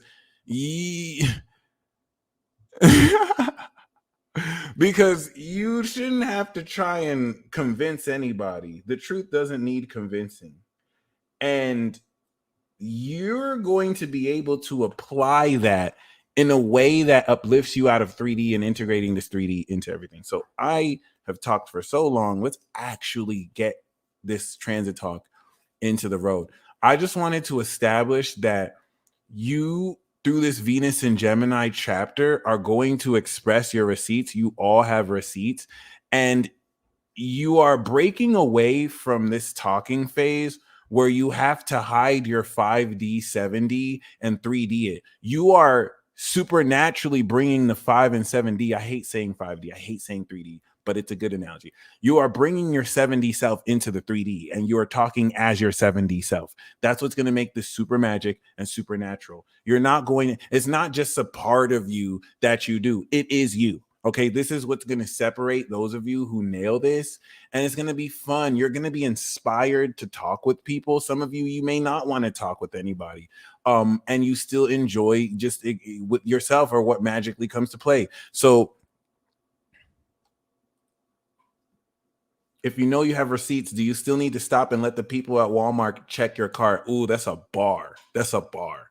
Honestly, no. But here's the thing. Sometimes they stop you. sometimes you can try and pass them and they still say like, hey, can I get your receipt? And you're just like, here's my fucking receipt. Yeah, it's all mine. It's all mine. Yeah. And they'll be like, all right, yes, you can go. And that's it. That's it. That was a really good question. Cause like you shouldn't have to wait. You shouldn't wait for them. Let them stop you first. Don't wait for them to stop you. That was actually a really good question. So yeah, this is gonna make this so magical because you are now actively leading up to the creation of this experience just by what you think. And the supernatural quality of this is now you have leveled up your power. So you're going to be thinking about experiences and they happen. Imagine a Venus transit where opportunities to manifest what you want happen as quickly as you think about them, and people show up as quickly as you think about them. This would change the approach that you do this. You would literally feel like you have a magic wand, and it's like, ooh, that's how you want to treat this. Okay, even if it doesn't happen exactly like that, if you take it like that, seriously, if you take it like that, and this is very important, the difference between getting this or not is she knows that Champagne Poppy is in her DMs. She's not waiting for it. She's not necessarily like, he didn't DM me yet. She already know. Why wouldn't he want to DM her anyway? So like she already knows that's in the bag. She's not waiting for it to happen. She's moving forward as it already happening. Okay. She's already, you know what I mean? And that level of commitment is going to seem delusional because you are reworking the dimension your processing brain is operating in. Okay. So the more fun you have with this, the better. But you want to make sure it's not superficial and you have this literally at the core. Okay. Seriously. To where you fully embody this. You fully embody this perfectly. And you are in a position to very powerfully and realistically be what it is you want to bring in. Exactly. She's not delusional at all. There's no reason to see why she would be delusional for knowing that. The ultimate level of manifestation is knowing. That's the secret. And that's what materializes this or aligns you, because manifestation is not creating out of thin air. It is merely just aligning with the limitless possibilities that already exist. So we have love yourself first. I can't fucking make this shit up. The message we have is your self-respect makes you more romantically attractive. And that's going to be the switch that many of you make. You're going to make this switch from being needy to where's the love? Where's the love? Where's the love? Like, who can I get with? Or how do I get with this person? How do I get with this person? To bringing back that mojo and cultivating the love within you and being like, she can get it. She can get it. Or for my ladies, oh yeah, he can get the snatch. Oh, he can get this wet. You know what I'm saying? Like you're going to be in a position to return the power. There's an attractive force here. When you put your love back into your heart, it puts an attractive magnetic force field so that it can attract what's aligned with you. So all you have to do is just focus on what you love. This is where you don't even have to spit game. You don't have to go on an online dating site. Now, some of you are social.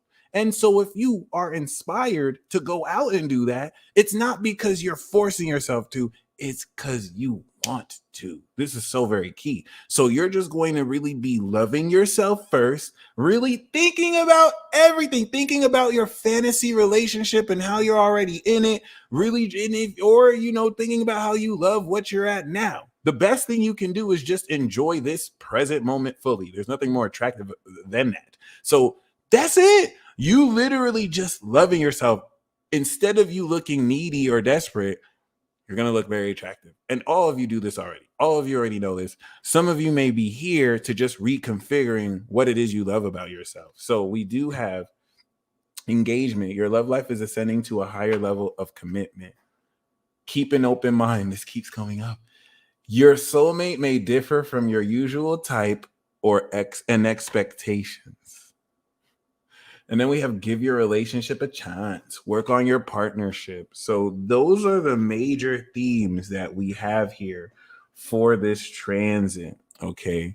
And this is what will realistically put the power and magic back in your hands. You don't even have to accept a version of someone in the way they show up. If you have decided that someone is going to be in your life, please throw away these bullshit terms. And I used to use them all the time, like divine timing. Oh, we just weren't meant to be. If you want someone to be your soulmate, they're going to be your soulmate. This is not going to be done by constantly messaging them, constantly trying to talk with them, constantly doing everything you can to try and make them understand how you feel. I promise you that stupid shit will drive them away. If you can instead turn the focus within yourself and believe in yourself and stop wavering and decide and live as if that's it. I just hate how simple that sounds, but that's literally it. That's what's going to happen. Can I be honest with you? This actually, I'm living proof of this. I know somebody who I was wishing that I can even be friends with this person, that she can be in my life. I've had a crush on this person for a very long time. Okay. And it's not necessarily that I was obsessed to where I was thinking every day about what am I going to do? But I had very limiting beliefs about, why it is. I was wavering a lot, having this internal dialogue, right? And no, it's not the Sag. It's not the Sag. She actually Aquarius. But like, yeah, that went from that to her telling me verbatim that I couldn't believe it when she told me that. She was like, "Oh yeah, we're gonna be friends forever. Like I'm gonna know you. You're gonna be in my life forever." And I was like, that just when it hit, like, wow, this is the same woman that I was wishing and begging to the universe. Not necessarily begging, but like basically damn near like really desiring, like, oh wow, like I have to get to know her or something like that. And the context of this is not romantic. It's not necessarily sexual.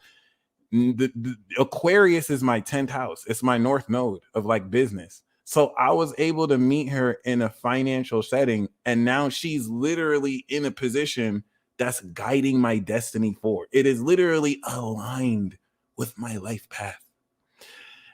And I didn't try and manifest her. I didn't try and spit game to her. I didn't try and get with her. I just aligned with myself, and the opportunity came up for something that was legitimately aligned with me. So like when I went to go see her, the purpose wasn't to try and know her. If my whole thing is, if I don't even talk to her, at least I saw her. You know what I'm saying? At least I got to see her, and I'm going to this because I genuinely want to learn this. And that ended up turning into so far a really dope friendship to where we could potentially make money together. So it's really beautiful because that just kind of reminded me that like you really get in your own way, and all you have to do is just stop getting in your way and to just align with yourself. Okay. And once you recognize this, Virgo moon, let me tell you something. I'm starting to realize, okay, you Virgo moons are sexy as fuck. I am very biased. Okay, I got the Taurus rising. I got the moon in Capricorn. So I had my Saturn return. I started looking at that 5th house like, why can't every Virgo get it? Why are Virgo moons so sexy? Is it because we got the composite Scorpio moon? Like, Virgo moon? I don't know. It's just something about how soft y'all skin is too. I'm sorry. I'm gonna stop. Virgos are just sexy, period. Like, it is what it is. Any sign can get it though. I'm not trying to show preference, but yeah, you feel me? Um, ooh, classy in the streets, and then all right, never mind. So basically, yeah, I thought so. Virgo or Libra, I wouldn't be surprised either. But yeah, um, this is going to open up like so much possibility towards what you can do, because now you're not limited. The best approach you want to take towards this is as someone who's not limited. Please don't be mad at me. You kind of want to be a bit of a hoe. You don't want to be a hoe. And if you want to be a hoe, this is the best time to be a hoe. This is the best time to be a hoe. Oh my God. But if you don't want to be a hoe, you don't have to be a hoe, but you want to be a hoe. You don't want to be a hoe unless you want to be a hoe, but like you want to kind of like be kind of like a hoe. Because Venus in Gemini is going to show you that I'm so attracted to fire, earth. I am so drawn to fire, earth signs. It's fucking ridiculous. Or earth, fire signs. It's fucking ridiculous. I don't know why. I mean, I love all the elements. Let me not say that. Like, any one of y'all could get in. I'm just saying. But like, I don't know what it is about earth, fire. But anyway, fucking, you're going to see the multiple potential that you have. So Venus and Gemini is going to play with you. Venus and Gemini is going to be like, this could be the one. And right as you start to catch feelings for that person, Venus and Gemini is going to be like, but this can be the one. And you're like, oh shit, actually, like, but this could be the one. And like, if you're just a little bit of a hoe, you'll have fun with this, and like then you can just have fun. You see, don't necessarily see them as options. I don't like to see people as options, even though they kind of may be, but because every soul is unique. But you want to see this as more potentials that you can align with, because if you do this with integrity, you, based on emitting this frequency, you will see who you align with more, and then you can go with it. Or you could just be a straight up hoe and just have fun with everything. And it is what it is. I'm not going to tell you how to do this. I'm just saying Venus and Gemini is going to play with you like that. Like Venus in Cancer is where you're going to move forward with one, unless you're polyamorous. And now it's going to be, that one-on-one nurturing. Okay, we're going to develop this, but multiple possible potential. Venus and Gemini will troll the shit out of you. It'll be like, oh, you really like this person, don't you? Like, I see you guys had such an amazing conversation. What about this one? Yeah, they align with you too. And it's like, why would you do this to me, Venus? Unless some of you have Venus and fire, Eric, and be like, ooh, and you're like, ooh, ooh, wow. So like everyone's different. Don't judge yourself. It is what it is. Some of you are going to enjoy this. Some of you don't like change. So it's going to be like, oh, so it is what it is. But if you focus, this is the key. Venus in Gemini wants to test if you chase these options or you stand firm in who you are and you enjoy these different potential experiences to see which aligns with you. Are you going to align in a shaky orbit? Or are you going to allow what aligns with you? Because whatever stays is what you're going to move forward into Venus in Cancer with. Okay. So, and this is where astrology gets really fun. Like, most people aren't on this level yet consciously, to where consciously I can be like, ooh, I have Moon Saturn and you have Sun Pluto and Scorpio. We have alien energies that through sex we can combine. This is a Venus in Gemini. This is what makes the talking phase supernatural, because now it's not like some weird, oh, he's trying to get, or she's trying to use astrology or whatever. Both of you are relating on real mechanics that actually play out, and you can log the effects. You know what I'm saying? Whether this happens naturally or this is a talking point with which you come through, you may not have to use the astrological language to explain and express this too. I'm just using that as an example. So as you can see, we have the first deck in here. This is today and tomorrow, rather, on the 12th. No, this is today. I know it says 12, but this is UTC time. So basically, the sun is on Jupiter. We're starting this evolution cycle, and Venus is trine Pluto.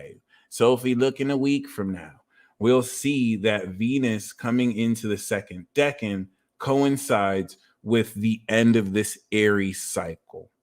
So from now coming into April 19th is very pivotal, because this is going to put you in a position to prepare the Mercury decan.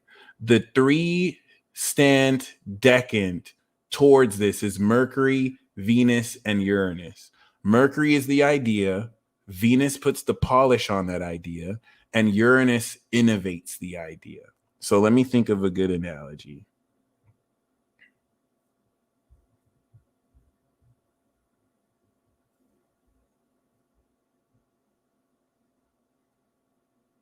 This is a bad analogy, but I think it'll do.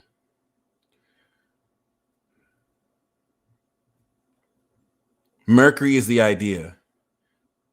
You're a fucking idiot and a douchebag, and I don't even like you. And then Venus polishes and simplifies the idea. Let's try. You're a fucking bitch. And then Uranus just innovates it. Fuck you. See how we see like an innovation of a long idea, and then Venus kind of polishes it, and then Uranus just kind of innovates it to where it's just super simple. Or we can have the idea, and then Venus beautifies the idea, adds more swag to it, and then Uranus makes it crazy, adds this genius to it. Okay, that's really the process here. The first few degrees of Venus in Gemini is you creating the idea. This is where you want to commit to what you are telling your brain. All right.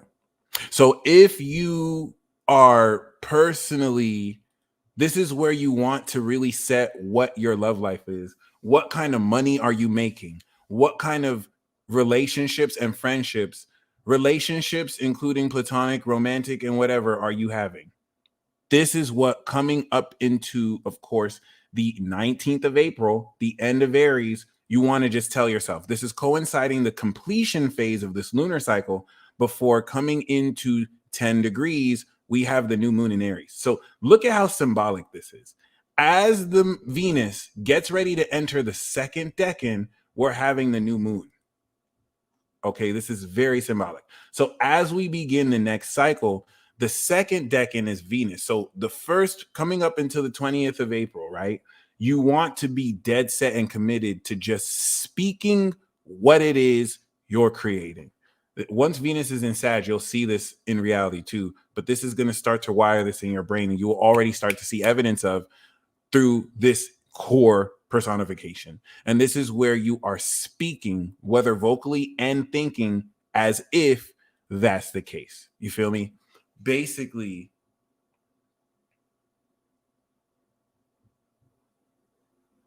oh yeah, I'm in infinity here. Oh yeah, I mean, I don't even need to spend money. I don't need to spend money. I can buy anything that I want, but I can also materialize it, can manifest it instantly. If I want a new car, I can literally manifest someone giving me their car for a discounted price. I could do any fucking thing. I can talk to anybody. I could be friends with anybody. And I'm not just telling myself this. The actions that I take begin to integrate this. The way I respond and talk to people now, when someone tells me that I can't have something or I don't have an experience, I don't trip out. I'm not like, damn, I really wanted to go. It's like, oh, well, that sucks. But I literally have every experience possible. So I'll just make something else happen. That's going to take work. It's if it's not easy for you to do this, it's not supposed to be easy. It's not supposed to be easy. Embrace how challenging this is, because that's where your treasure is. For some of you, this is going to be as easy as breathing. Some of you are so fucking psychic. It's literally as simple as that.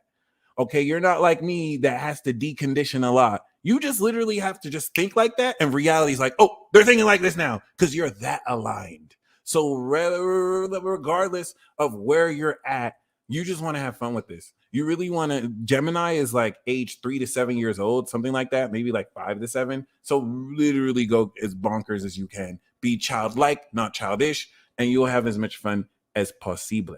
So by the time now Venus is starting to pronounce itself in the second decan, you're going to start to add polish. And this, by the time you're at 10 degrees, everything you're committing to telling yourself, which is as easy as just telling it to yourself. You don't have to do anything more than that. Everything will start to form around that because you're starting to work on your mindset. This is what's going to inspire what you can do based on this. Okay. This should begin to change your attitude. Now the Venus decan will add more beauty and value and polish to this. How much more beautifully you can say this aligned to who you truly are, saying it like you. And the reason why this is also very important is that square Venus makes to Saturn will challenge greatly your beliefs. And that's what's going to make the first part of this difficult, so that through breaking through this, you can instantly rewire it. So what you'll gain in extra pressure, you'll come through with more pronounced and quicker definition. The only downside is if you give into that doubt, it'll just reinforce that doubt more too. But it doesn't mean that you still can't overcome that. So the second decan that we see here is going to effectively influence the Taurus season portion of this. The Taurus season portion of this, of Venus in the Venus decan, while the sun is in Taurus, ruled by Venus, you best believe square Pluto on the nodes, sextile Saturn, will instantly manifest all of this. So from April 20th to the rest of this transit, May 7th, is going to now bring in the supernatural part of this talking phase. I shit you not. Okay, this is where the talking phase is this day. You know, the first part, the supernatural aspect, is where everything that you're saying starts to just money printer in. So that's it. If you knew that your imagination was a literal fucking genie, and that for the next 10 days, if you were to just say things the way you want to live life, and after those 10 days, they start to manifest very, very unconventionally, what approach would you take now? I bet you would say everything you want. Doesn't that give you a different pep in your step? Doesn't that make you walk around like your mind is your magic wand and your words are your magic wand? Wouldn't you now watch what you're saying to yourself so much? I'm talking about if you knew that in 10 days, everything you're telling yourself, it's cemented now. Venus is putting a polish on that hoe. Ooh, it's looking nice. What's up? You would not give in to negative thoughts. You would know it's a choice. You would know you're willingly taking the magic wand of your mind and you are actively reinforcing. Why would you do that? Why would you get in your own way like that? I've done that my whole life. We're not doing that no more. So like, this is so fucking cool though, because in this crucial junction here, as we now come into the third decan, this is where we come into the super magical nature of the supernatural quality of this talking phase, because this talking phase does not have to just apply to other people. This is first and foremost the relationship with yourself. So as you Abraham Hicks this thing, the way you talk to yourself is going to change completely, which is going to influence the way you talk with other people. Okay. And that's going to take you with this square from Neptune, from just saying it superficially, like, oh yeah, everyone loves me, to really knowing that you're not just saying it like, no, everyone loves me. I don't need physical proof or details of this. They're going to produce themselves after this. Everyone fucking loves me. And that's just what the fuck it is. Like, that's just what it do. The square to Neptune, just be careful, be very careful what you wish for. That square from Neptune to Venus is what's going to make the third decan of this super magical, because of the intuitive portal through this abstract astral realm that will be putting Venus in check and being like, listen, be very careful what you wish for, because Neptune is going to really challenge your sense of value. This is that Gemini childlike square that's like, oh, you want everyone to love you?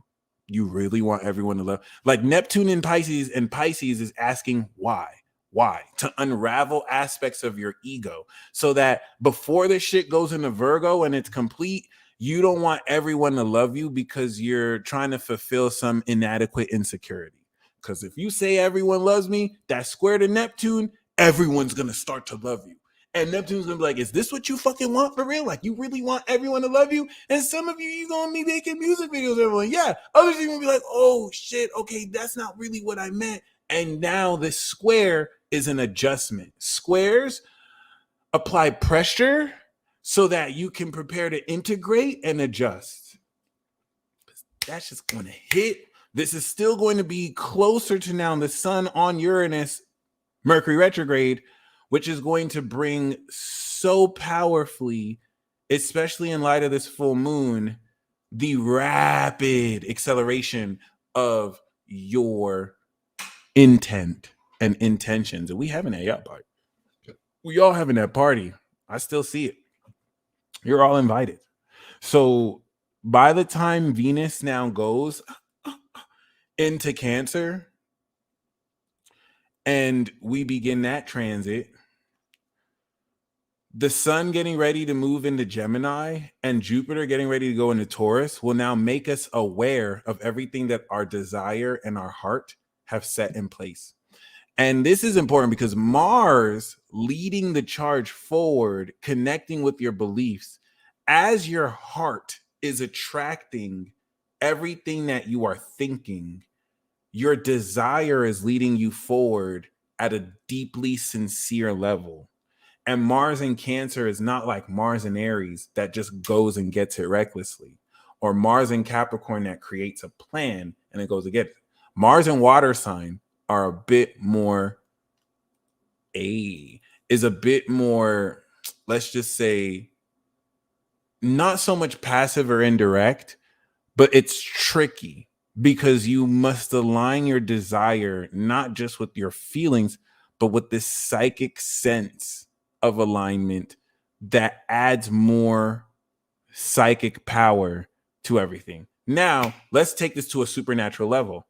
Psychic and psionics are the force emitted from your mind. So you have a physical force from your body, and then you have a mental force. Your mind has the ability to manifest, project, and express its own force relative to its own electromagnetic field, or the electromagnetic field you have. We call this psychic power. Psychic power is the manifestation of your thoughts. What is psychic power in astrology? Cancer. So before you have God power with Capricorn, collective power, and then social power with Libra, the power of parties, okay, you have psychic power. Aries and Cancer are the two individual powers, your raw physical power and then your psychic power. Physicality, which I just learned relates actually to earth and fire. I used to think that fire and air were masculine, and they are, and earth and water are feminine. But what Naruto taught me was that, and I was able to decipher from the meaning how it applies astrologically, and looking at the yang and the yin element, the yin element draws form from formlessness, and the yang element brings that form to life. The yin element is going to blow your mind, is the imaginary element of your being that you feel governed by the mind. Your imagination is governed by the mind. The yang element, which is the physical aspect of you, is the passion and the fire that is governed by your body. So that means the earth governs your physicality and your mind governs your imagination, so that it's within the basis of logic. So air and water is that yin potential, and fire and earth, which makes sense, is that physical, because at the heart of the earth is the core. You have the fire that fires your body. You have your mind that directs your imagination. Okay. So the reason why this is important is Gemini manifests Cancer. Your thoughts manifest psychic power. You have your raw physical power, and then you have the psychic power, the magic from Gemini and the magic abilities that can manifest psychic power.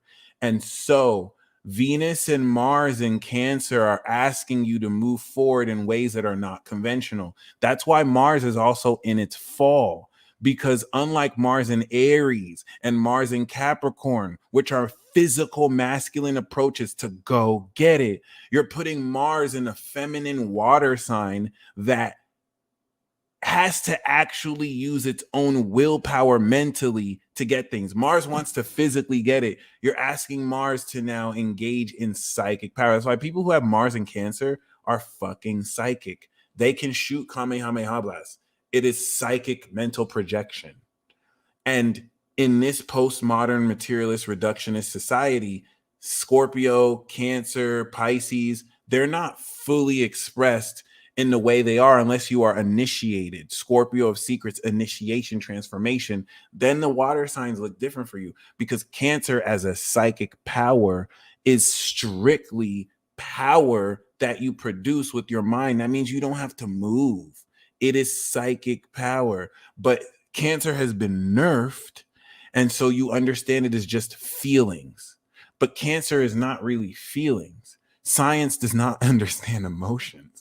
Your emotions are like Pisces ghosts that possess your body. Feeling is the cardinal function of Cancer, and it is the fuel to psychic power. Nen. Okay. The supernatural expression of your life force. And this is why Cancer is the beginning of meta-human potential. Meta-human superpowers start at Cancer and end at Libra. Once we get into Libra, which is high demigod tier, we start to transform through the underworld to purify, and then we ascend into godhood through Sagittarius, where Capricorn is the omnipotent God power, and Aquarius is the omniscient mind of God. And then Pisces is omnipresence, the three elites. This is why these children since the 1700s that have Pluto here, they're awakening power on a godlike level. And that's why even those born in the 70s, the 50s, the 60s, all these people with Pluto from Cancer, they awakened superpowers. Superpowers didn't really awaken until the 30s. And that's really dumb to say, because it wasn't the first time. This is just the most recent cycle of this. So Pluto Cancer, that's a superpower. That's a meta-human psychic superpower. Versus Pluto Libra, which now understands the integration of these individual powers in a network of people who can now create communities based on this level of intuition. This is why I'm here talking to you right now, because we had people who paved the way so that I can Pluto Scorpio literally unveil these Scorpio, these occult mysteries. Pluto and Scorpio is literally revealing the occult to you so that Pluto Sagittarius can show you how to ascend your body, Dragon Ball Z style, literally. And Pluto Capricorns can show you how to use telekinesis, because they're the gods.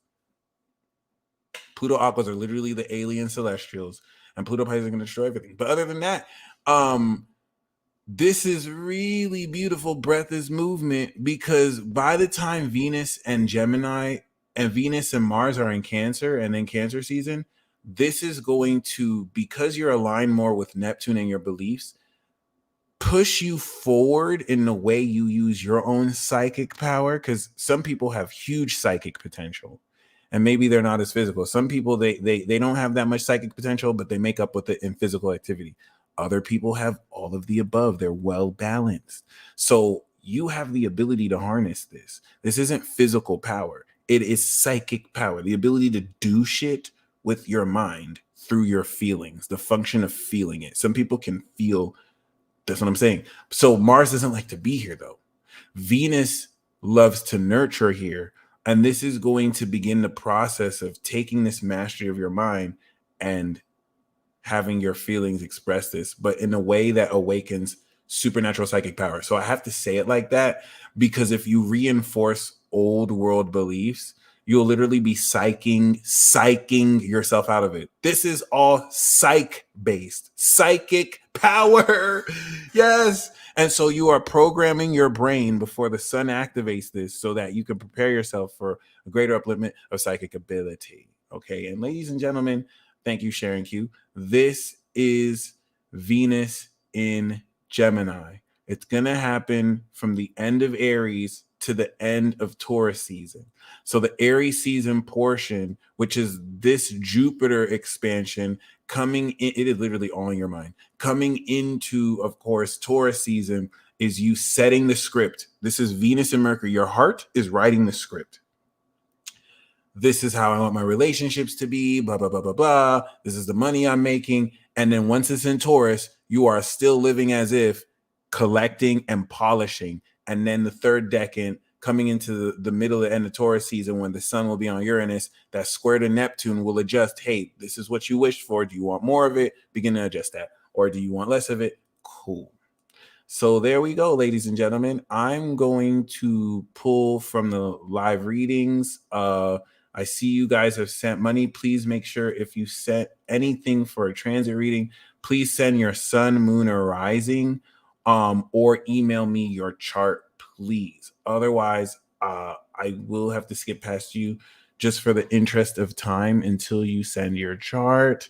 And until then, I'm going to pull a romance oracle card for each of the signs. Okay. Take your time with this. You don't have to have everything figured out. You Venus in Gemini is not just for a day, it's the whole month. So allow just experience in the present moment to inspire you and go from there if some of you need inspiration. So what the last thing I want to say is you stepping into your power is going to piss off certain people who are committed to seeing you not confident in yourself, or they feel unconfident because you're confident. Slaughter these bitches. Do not give any mercy to these losers. See their insecurity and light that bitch on fire. You don't have to touch anyone to do that. All you have to do is be more of yourself. The more you step into your confidence, the more uncomfortable it makes these idiots. Like, slaughter these hoes. Slaughter these hoes with your confidence, and do not address these losers unless they address you for who you are, okay? As you are, not in some sarcastic or joke way, as you are. My email is actually in the description box below. It's thepeacedealer@gmail.com. But yes, so don't let these slick talking insecure assholes think they're doing anything. They wish they could be you. They wish they could be you. I know it's hard for you to accept that. Some of you, it's hard for you to accept that because people know how to put on a good mask. They wish they could be you. Trust. They probably haven't admitted that to themselves yet. It is what it is. Okay. Some of them are so rich or so poor, all they have is money, or they're so rich, all they have is money. That's it. They don't have anything else really. They're so rich. So just keep that in mind. If you took away their possessions and all their money, they would lose their identity overnight. They would lose their sense of identity overnight. Stay away from people like that. And don't look up to people like that. So we do have forgiving and learning. And whoever hears that, wherever the shoe fits, as you release and heal the past, you experience more love in your present moments. And Aries is also saying, love yourself first. This is such an Aries message. Your self-respect makes you more romantically attractive. Okay, that's beautiful. Next, we have Taurus. They literally lose their shit. Like, that's crazy.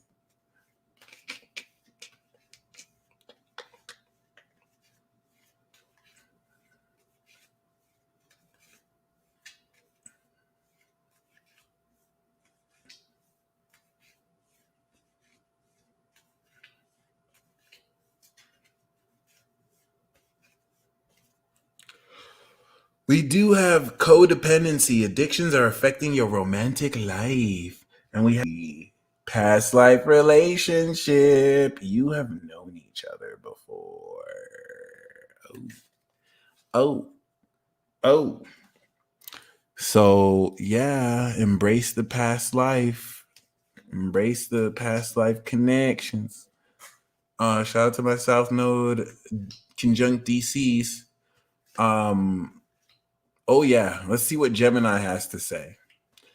And some of y'all need to be comfortable with making other people uncomfortable as long as you're being authentic. Okay, like don't let people use their uncomfort to limit you because they think they can manipulate you. Make them bitches more uncomfortable. We have playfulness to recap. This is such a Gemini message. To recapture romance, allow your inner youthful spirit of fun to shine. Be playful. We have trust. This situation is calling for you to have faith. Trust in the synchronicities you're seeing. Trust in what you're feeling. You're not seeing these synchros for no reason. Trust. Have fun with this. Enjoy the process. Okay. We do have Cancer's message for you. Codependency. Addictions are affecting your romantic life. And most of these are not really drug addictions. This could be an addiction to thinking in a certain way or behaving in a certain way. So we do have unrequited love. There's not enough attraction or chemistry to keep this relationship going. So really keep that in mind, because addressing this codependency and in what form they show up to, I know we got this for Taurus, that's going to, of course, influence how this shows up. Honestly, though, I feel like some of y'all might be curving some people. Okay. And yeah. Be very mindful though, because some of you might be curving some people with this. And Cancer is Devin, stop. And Cancer is just kind of looking at what is what like where are you coming from there, and what is that telling you, and what is the archetype of that too. Okay, so for Leo, we do have codependency again. Addictions are affecting your romantic life, and we have this with getting to know each other. As you reveal your innermost selves to each other, your bond deepens. That's interesting. And now with Virgo,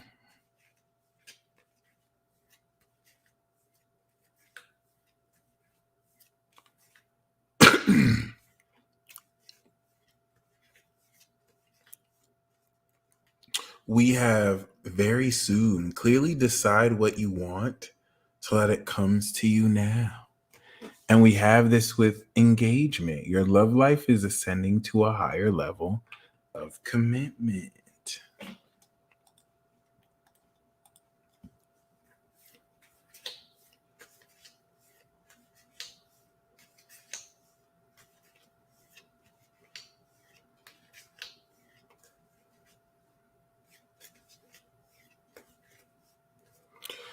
So Libra is telling you, let go of control issues. Allow this situation to unfold naturally.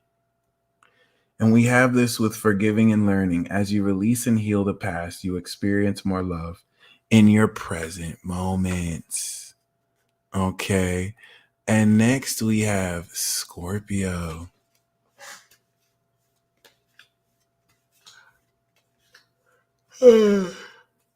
Ooh.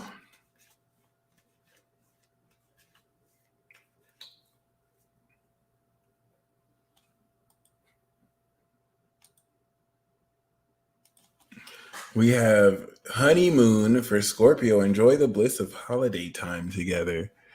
And the card is worth waiting for. Divine timing is at work in your love life, which kind of echoes Gemini, I feel, with trust. So next we have Sagittarius. Oh.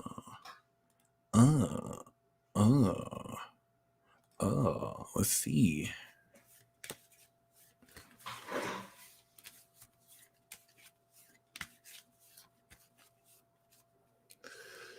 Love yourself first. Yo, I thought I was about to get your self-respect makes you more romantically attractive. This is literally the echo of Aries. No, this is actually the card Aries got. So let's see what your message is. Okay. Pay attention to the red flags. Who just called this right now? this, the signs are cautioning you. Hey, she called that. She straight called that. That's wild. Oh shit. What is it with Sagittarius and red flags? Do y'all just like, do you even care about the caution tape, or do you just like the color red? I feel like y'all really like the color red. That is so amazing. I'm so done. Damn. Oh, wow. Oh, wow. Okay. Thank you. Come again. Wow. Okay. We gonna just shuffle over to Capricorn. Sag is a red flag with the art, with the arrow on it. Oh, yes. That's wild. Okay. Capricorn is saying very soon, clearly decide what you want so that it comes to you now. And we have this with deception. Someone is wearing a false self mask in this relationship. Someone is fronting their ass off. Oh my God. Beware of people fronting. Okay. Don't take them face value. So we do have Aquarius. If you're not really clear on what you're deciding, they could be mirroring that by being deceptive. So just keep that in mind. Aquarius. He said it's actually you, Cap. Stop. Wow. Okay, we gonna move on here. Let go of a control issues. Libra and Aquarius got this. Allow this situation to unfold naturally. And Aquarius is saying wedding. This situation is involving marriage. And finally, we got Pisces. We got Pisces. Pisces.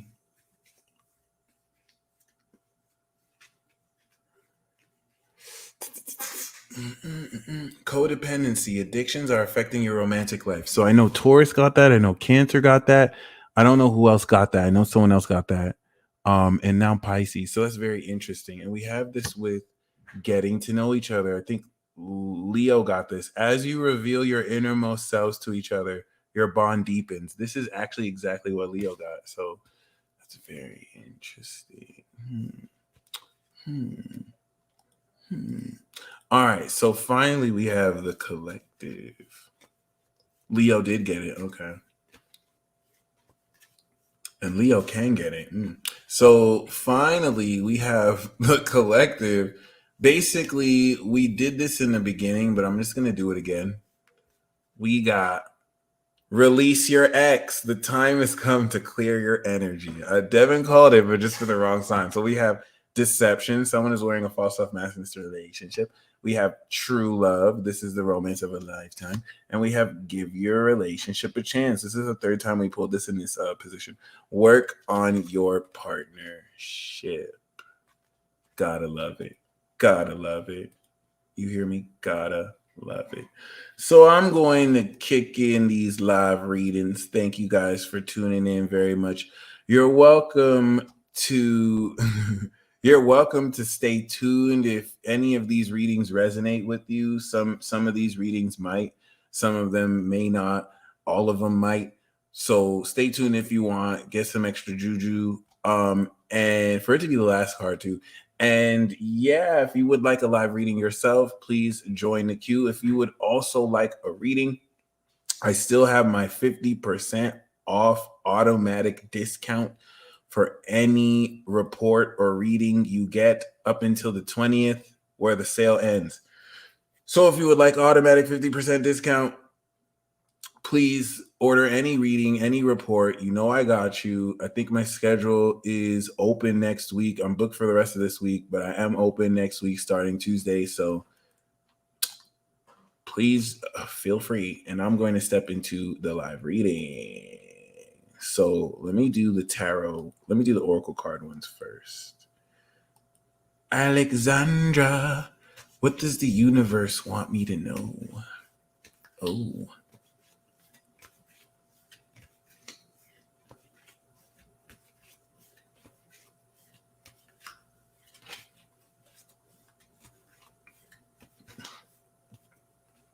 We have religious factors. The underlying theme is your love life is influenced by your religious upbringing and spiritual path. And what the universe wants you to know is keep an open mind. Your soulmate may differ from your usual type and expectations, whether it's someone you're currently with, talking to, or maybe with in future. Chart, transit, chart. Carrie, I'm assuming you want the natal chart. Carrie, I'm assuming you want your natal chart read. So, Brandy, let's see what we got for you.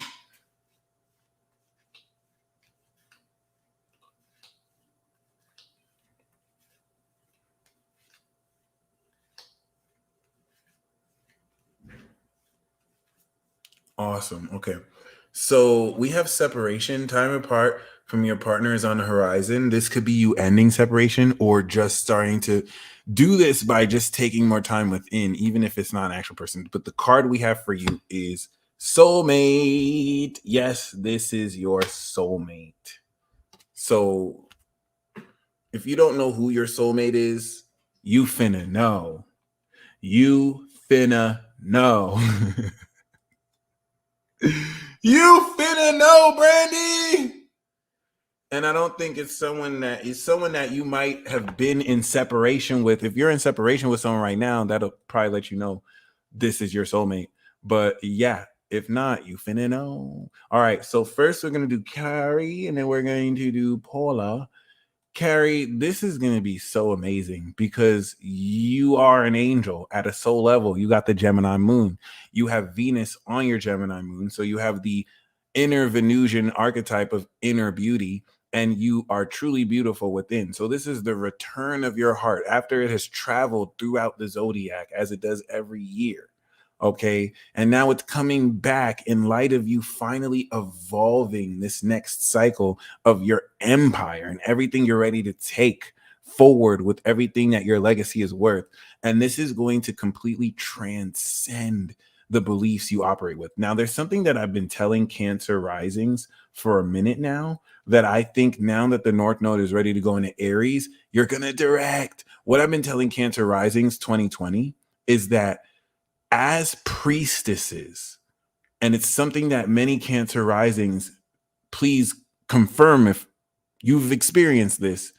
I don't know if a lot of you know, Cancer suns and Cancer risings with the North Node in their 12th house, they were completely changing their lifestyle relative to the fact that angels started hitting them up so much more than normal. So like they can pray to angels or they can connect with angels and they get instant results. Imagine if you called on an angel and it's not figurative. These motherfuckers, it's like synchronicity. What's up? Did you call us? Like you call on Archangel Raphael, you see a car of Raphael pass through. That's because Cancers are priestesses. So angels answer priestesses. Their vibration is holy. So they get answered instantly. And so you were now changing your behavior around this concept, the principle that it happens immediately. Yes, see, listen, these people are not joking. It's been immediate. And that's how powerful Cancer is. Do not sleep on Cancer. Do not sleep on Cancer. 12th house of dreams. My Gemini moon Cancer sun sister had a dream that there were so many angels in the room she couldn't even move. Everywhere. She had a dream of this. She was able to perceive the angels in our crib through a dream. That's how the shit works. So now that the North Node is in Aries, or going to be in Aries, you guys are going to start to send them on missions. Now in your 10th house of purpose, you're going to be like, hey, I need you to do this. Hey, I'm going to need you to do that. And you're going to see results. Just listen. Oh, it's so lit. So like you're going to now polish this 12th house nature with your soul. Venus is going to really put word in your inner life like, hey, this is what the updates are now. Because Pluto is in your eighth, you're going to reestablish your connection with each of the angels, how you connect with them. And all this is going to prepare you for, Carrie, is when this goes into your first house and you take this understanding and the beliefs, what's going to transcend this throughout Sun, Mercury, and Venus in Gemini is that you're going to be experiencing things firsthand to where what you're thinking is happening in 3D. And it's going to change the way you believe, okay? Because it's no longer a doubt. You said it and it's happening. Okay, that's why I'm like, some of you need to stay on because some of these messages is going to resonate for all of you, like I'm saying. So this is where, even if you're not a Cancer rising, like you might experience this angelic thing in another way. Like Sag rising, you're partnering with the actual angels. So it's really fascinating. Everyone has their own flavor of this. But Carrie, as an Aries sun, this is going to be so empowering because you're going to be communicating you. You're going to be speaking words in your language. You are transcending the update of your language and what the angels respond to and how powerfully they respond to it. Because you're understanding yourself more as this exalted righteous light who the angels adore. They love your soul. You know they love you. Even when I saw you getting relentlessly attacked, just being around you and the microaggressions, and I was able to pick up, okay, she an angel. That's why she get hate. The angels still love you. So like this is going to really reestablish that and how you move forward with this. And with Mars in your sign, that is preparing for all of this to clear your 12th house while you're still manifesting in the 11th, all of this support and all this love. So that's really the most important thing I can say. It's going to update with this Venus return, the lingo relative to the context of everything that's happened. Because the way you're going to speak to this angelic aspect of your consciousness is going to be different because you have evolved your understanding of yourself so much more. Okay. So I think you're going to enjoy this. It's going to, by the time it goes into Cancer, the way you take action will now take into account this transcendence of how much more you love who you are and the nature of who you are inside. So next we have Paula. Paula, I didn't even realize you have Vesta, the sacred flame keeper right above your rising, but you also are going through a Venus return. Okay. And so this Venus return that is occurring in your 7th, 8th house is also opposite Pluto and sextile Saturn and Aries. You got Saturn sextile Pluto right now when you're Pluto sextile Pluto. So shout out to my Uranus and Aqua. Shout out to those of you born 95, 96, 97. Y'all are getting ready. This is really just preparing you for your Saturn return. And I feel like because you guys are the leaders of the new school, it's not like Saturn Taurus and Saturn Gemini born in 98 and after who are going to have much more of a legging and footing. A lot of you guys are going to have to do stuff that you're doing for the first time. So you're not going to have someone who showed you how to do it or gave you an idea of what it's going to look like. And as an Aries, exceptionally, because you are one of the most powerful. I can't emphasize enough as a pure queen how important you are for your generation, because you have the anchor with Saturn, you have Mars in its dignity, and you're anchoring that South Node. You're literally the vice captain of your destiny group for 96 and 95. And that's too iconic because relative to that, this is putting you in a position that your challenge this lifetime is to take how creatively awesome you are and heal other people's lifestyles because of how much your life is the one, like how much you got your shit in order. You're inspiring other people to do the same and change their own beliefs. So your heart that's returning is tailor making the uniqueness of your language in a way that attracts and completes how extremely you set this space up in relationships. So for Sag risings and late Scorpio risings, right? This is taking this Venus transit and it is setting you up with true matches to your heart. And it's very important the way you respond to frequencies in this house of open enemies, where in expressing your heart, someone can prey on your vulnerabilities and try and diss you or say something. But you're a pure queen, your spirit is exalted. You wouldn't even pay attention to mere peasants and peons who would dare try and play your heart with that. This gets really psychological here. The weakness for certain people to wait until you're at a vulnerable moment to try and get at you is because they're threatened of you. So this is going to have you level up on a lot of people who try and play those shady games, risk reward. They're not going to get their risk because you know yourself. Really keep that in mind. It's going to help you level up because we both have this Aries. All of us with Aries, it's not that we care about what other people say. It's that we're very petty. Like, we have to have the last word. Like, I don't care what you said, bitch, but you're not going to say that about me. And put that aside for the ever-present reality that no one got shit on you. There's nothing anyone can say to you, especially to your face, that's meaningful in a way that disrespects you. So they're making it up. It doesn't address you. Whether they feel that it's delusional or not, they have to get your attention to say that. You're not looking for them. They're trying to get your attention. So be very mindful of who you pay your attention to, because that's a currency. And don't give your attention to swine that just want to get a reaction from you. They're not even worth that. They are not even worth that. Literally, you want to get comfortable with people saying negative stuff about you because you don't have to pay attention to that. It's not worth your time. They're not talking to you. They wish they could be you. That's why they want your attention. It's literally that simple. Regardless of whatever jokes they make, it is what it is. And so all of this is in your house of open enemies. And you're going to be in a position to turn enemies into friends. Like, that is how fire you are. You can just show them the fire of the law and be like, look, you don't want to die. Let's be friends. And I mean, you're not going to be as dark as I am with it, but this is just by you being authentic, where people will be like, wow, I got the wrong impression of you. I thought you were a certain way. I didn't realize you're about that life. I actually like you. You're going to be able to do that so much. Of course, they're going to say it behind our back, Blue Flame. I mean, they would never step to us. So here's the thing. You know what I'm saying? They could never, especially Cap Moons. We'll just snap our finger. People don't want that treatment.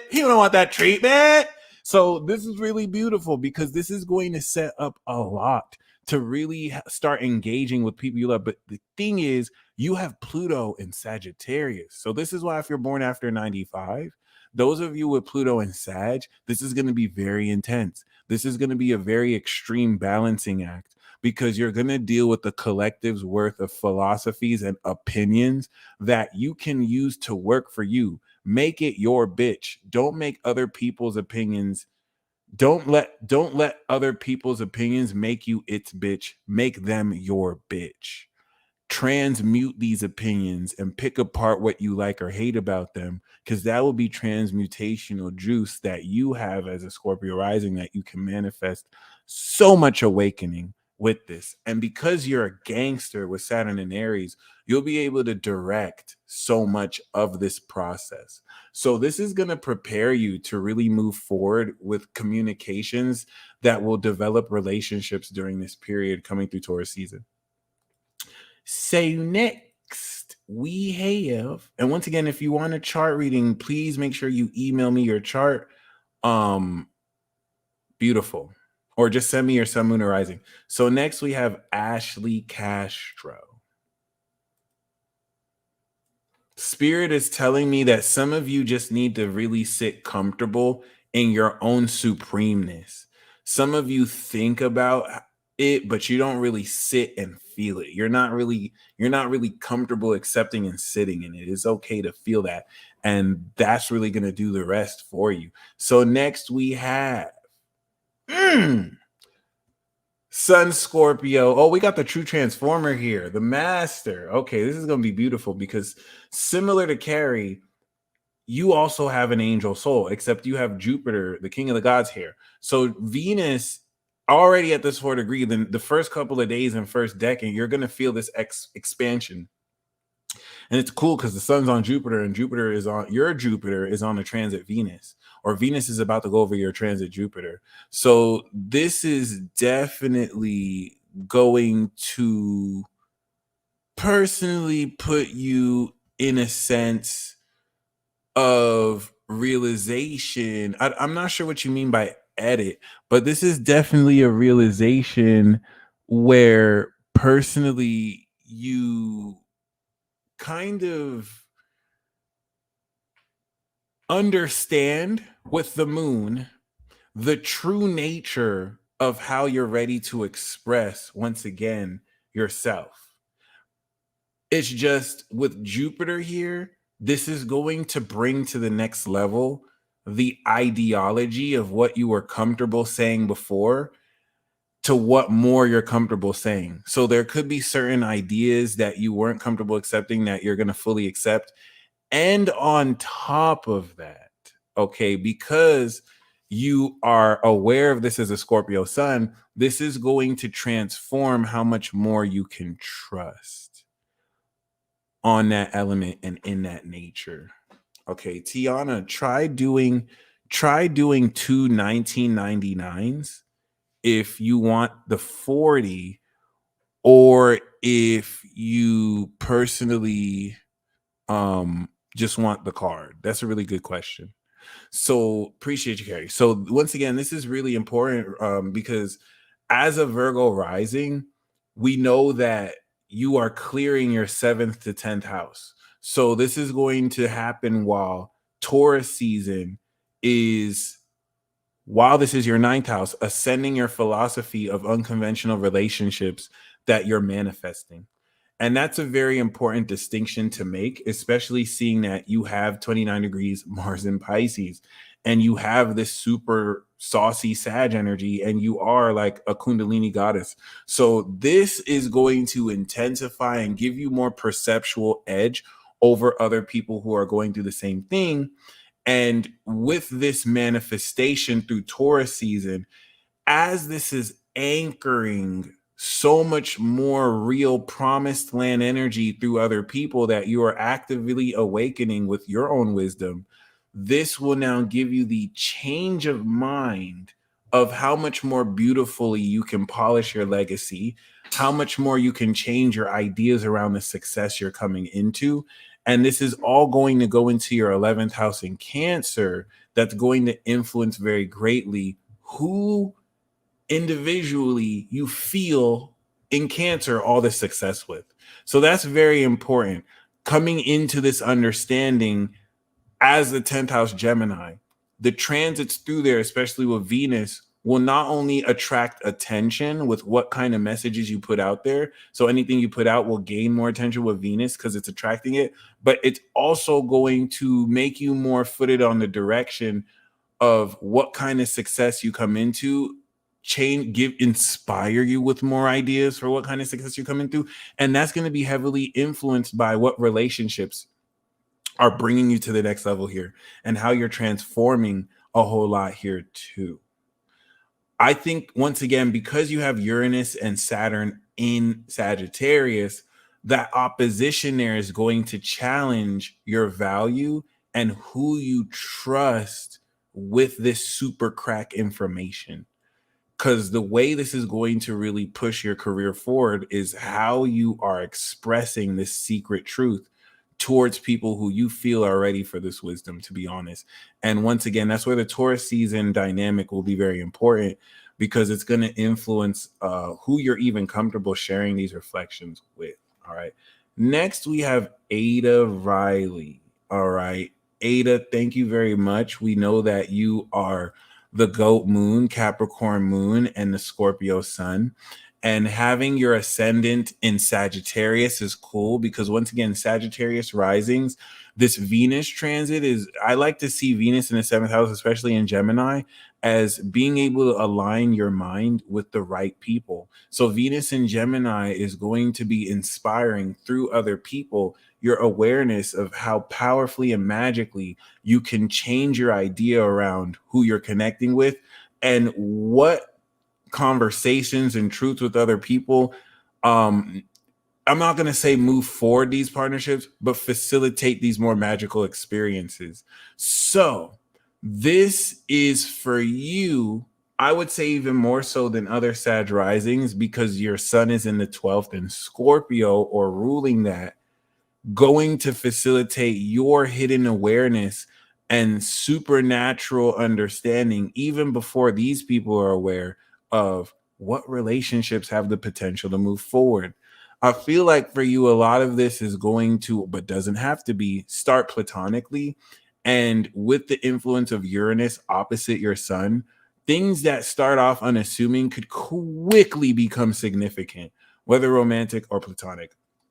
And knowing that your moon is in Capricorn, this is definitely going to inspire the trines to Taurus season that you will feel very fundamentally and very powerfully. But you also do have Venus in Libra. So right now, as Venus is trining your Venus, it's inspiring your heart with exactly what to say that you could already begin practicing socially.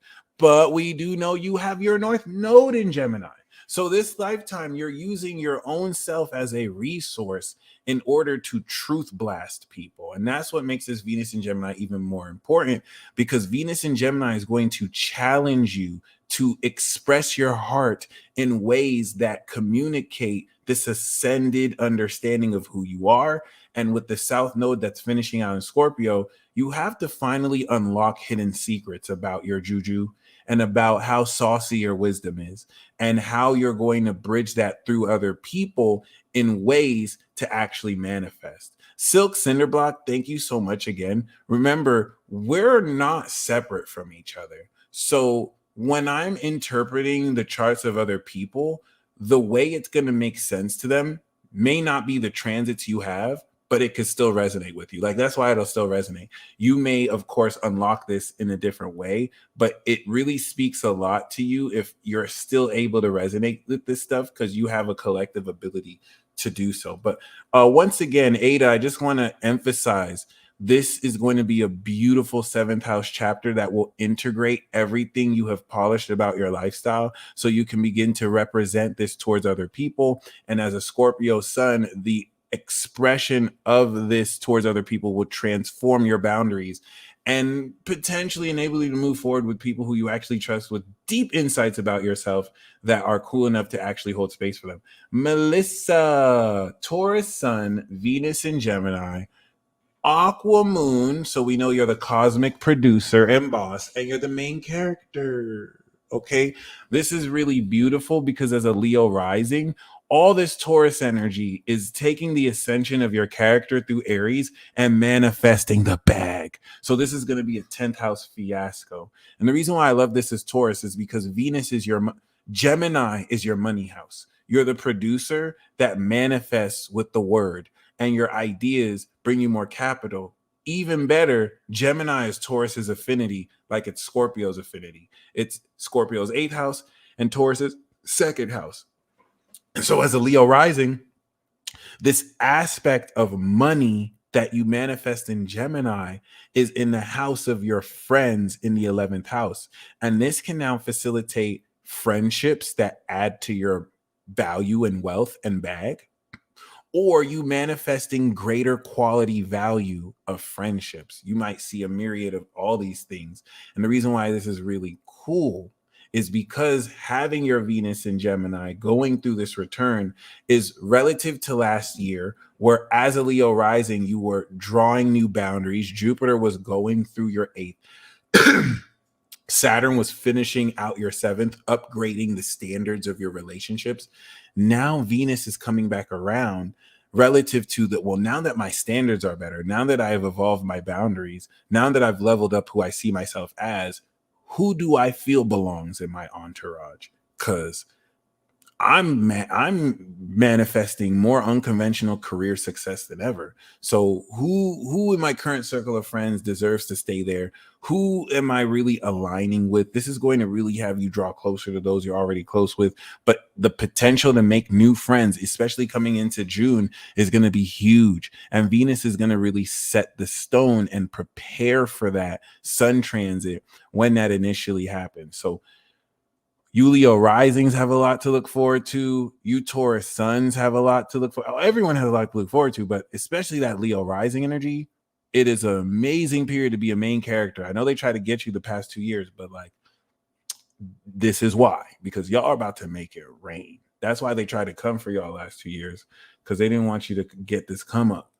Okay. Next, we have Christophe. All right. Christophe, thank you for your chart. We know that you are Aries, Moon, Cap, Sun, Libra, Rising. So you're the artist as the original director. Okay. You are the artist. And the reason why this is badass is because as an expression of justice, okay, as an expression of justice, Libra, the 9th house of Libra is Gemini. This is what Libra taught me, and I instantly respected Libra so much more. Libra as justice has to have the philosophy of truth, because now an objective philosophy enables you to engage with people objectively. That's why the 9th house of Libra represents Gemini, clear, objective, logical truth. Okay. So that this enables you to 9th house see into the meaning of truth. All right. This allows Libra with the 3rd house to speak their philosophy as an artist, to show you the visual they are painting. And so before you get into Cancer, to based on this enlightened philosophy and perspective, push forward sincerely and share your heart with the public, which is why we love you, Libra. You're the artist. This is what puts you in a position with Gemini to not only polish this element of your philosophy, but where's Saturn? In your 6th house. Libra risings, this is very important, because Neptune since 2012 has been working with you to make your dream life a reality. That's the coolest thing about Libra risings. You have the potential to draw from your imagination and integrate it into your routine and to live the life you imagine. You are perpetually rewiring this in your subconscious. So Jupiter 2022 leveled up what more you can believe you can do. And now Saturn is laying the cement there. It's materializing it, ending this construction process 2025. And the reason why that's so badass is now that Venus is going through Gemini, you're going to challenge your beliefs around what dream life you can live and apply that into this enlightened philosophy. So if you have been wanting to live this dream life where you just get flown out and paid for just being an artist, now Venus in Gemini is showing you these possibilities. Like, you know what? I think I can open for this person or open for that person. And that struggle will challenge your beliefs to integrate that in your routine so that you can break through these beliefs. And then, of course, relative to Aries season squaring Mars in Cancer, that's going to influence what direction you take your career, because as a Libra rising, your relationships are evolving. And that's the coolest thing. Jupiter is leveling up quintessentially your relationships. This 22-degree conjunction with Jupiter and the Sun is happening in your 7th house at 21 degrees. So this is starting this new cycle of literally expanding and leveling up every single partnership you have ever had and putting yourself in a position to actually do more with other people and see other people do more to match you. This is really exciting, by the way, because you have spent 7 years since 2017 working on yourself. So this 7th house chapter is I've finished working on myself. It's time to express this towards other people. It's such a great feeling, especially as an artist. It's like you're ready to show your work towards the world in such a new individual way that no matter what a hater says, they can't even touch you. They wish they could be like you. So as a Capricorn sun, Gemini is your 6th house. You are integrating into your behavior this new philosophy, and how much more the words you speak and how beautifully you speak them can creatively create this, and how as an Aries moon you expand this element of your soul that's evolving your understanding of how freaking amazing you are doing all of this. Yeah. So finally, we have Michelle. Okay.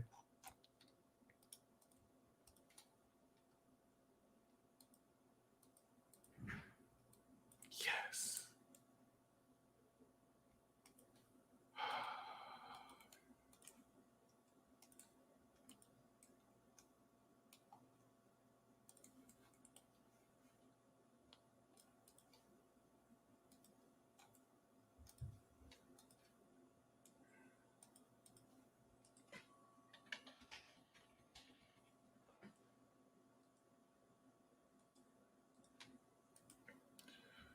All right.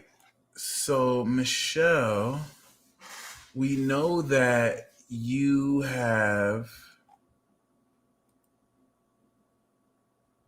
Oops.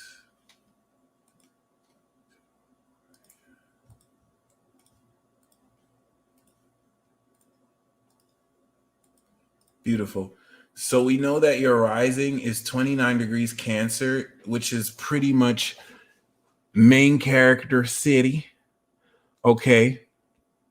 And we know that your legacy is in Aries. So Jupiter has been evolving your legacy. This is so very important for you, Cancer risings with MC in Aries or Leo risings with MC in Aries. I think it's very important for you to really accept that your career is on the next level. Like this whole cycle is pushing forward what more you do to actually step you into more success. And this is going to be characterized by these actions that take you there. I'm going to share with you an alien construct article. Oh, well, yeah, I'm going to see if I can send you that because you have a glorious alien construct. Let me tell you. Um, at Uranus and Pluto and Virgo, I have to do a whole documentary about because that is so fascinating to me. Just the fact that that even exists and that y'all actually walk this earth is just mind blowing to me. So if you want that article, please shoot me an email and I will send that to you.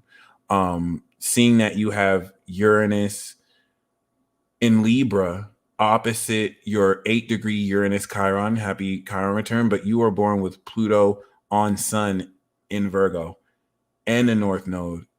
So like no, and the South Node. So you're like going back to heaven. This could be your last lifetime. And you have the moon in Pisces. Wow. So you have moon in Pisces on the North Node and then Sun in Virgo on the South Node. You really came for a lot of existential like cleansing. It's like you offered up your entire being to really use yourself as a vessel to guide humanity, which sounds a bit like that whole, you know what I'm saying? It kind of makes you have to be a martyr, but I think it's something you're very in tune with, and you might be very unconditional in the way you express this. You just innately understand why things happen the way they do, and you have this very keen analytical ability to manifest the receipts of that too. So Gemini in your 11th house is going to very powerfully challenge how you analyze who truly belongs in your social circle. And relative to this great manifestation and explosion of your career, what rewards you gain? Miss Melissa, thank you so much. What rewards you gain from your career? And I want to establish that again because having this great career explosion is pushing you forward. And it doesn't have to be just career. This could just be your legacy. This could just be your sense of self. And it's having you manifest more value in everything you've put in work since 2021.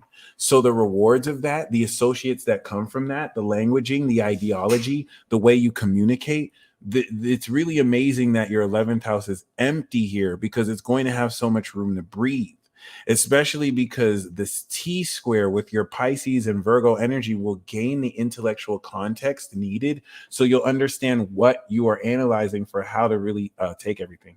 We know you have Neptune, trining Neptune in Pisces, which is making you super psychic, completing the nature of your intuition, rather, which your soul is connecting to. This is your chart is amazing.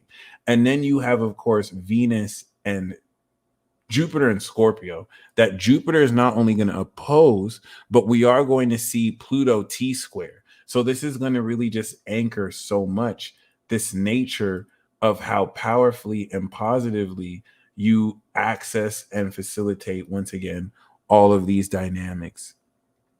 And once again, relative to this, because Pluto is right on your DC and Chiron is on your MC, the healing that comes with the authenticity of just expressing yourself is key. It's literally key towards how unconventionally you're embracing your inner eccentricities and using that to inspire people to move forward authentically. So that's also going to be a huge element of what friends not only align. Venus and Gemini is going to train your heart to start to think about who belongs with you. And so by the time the sun in Gemini goes there, you'll be aware of what new cycles of friendships you are facilitating.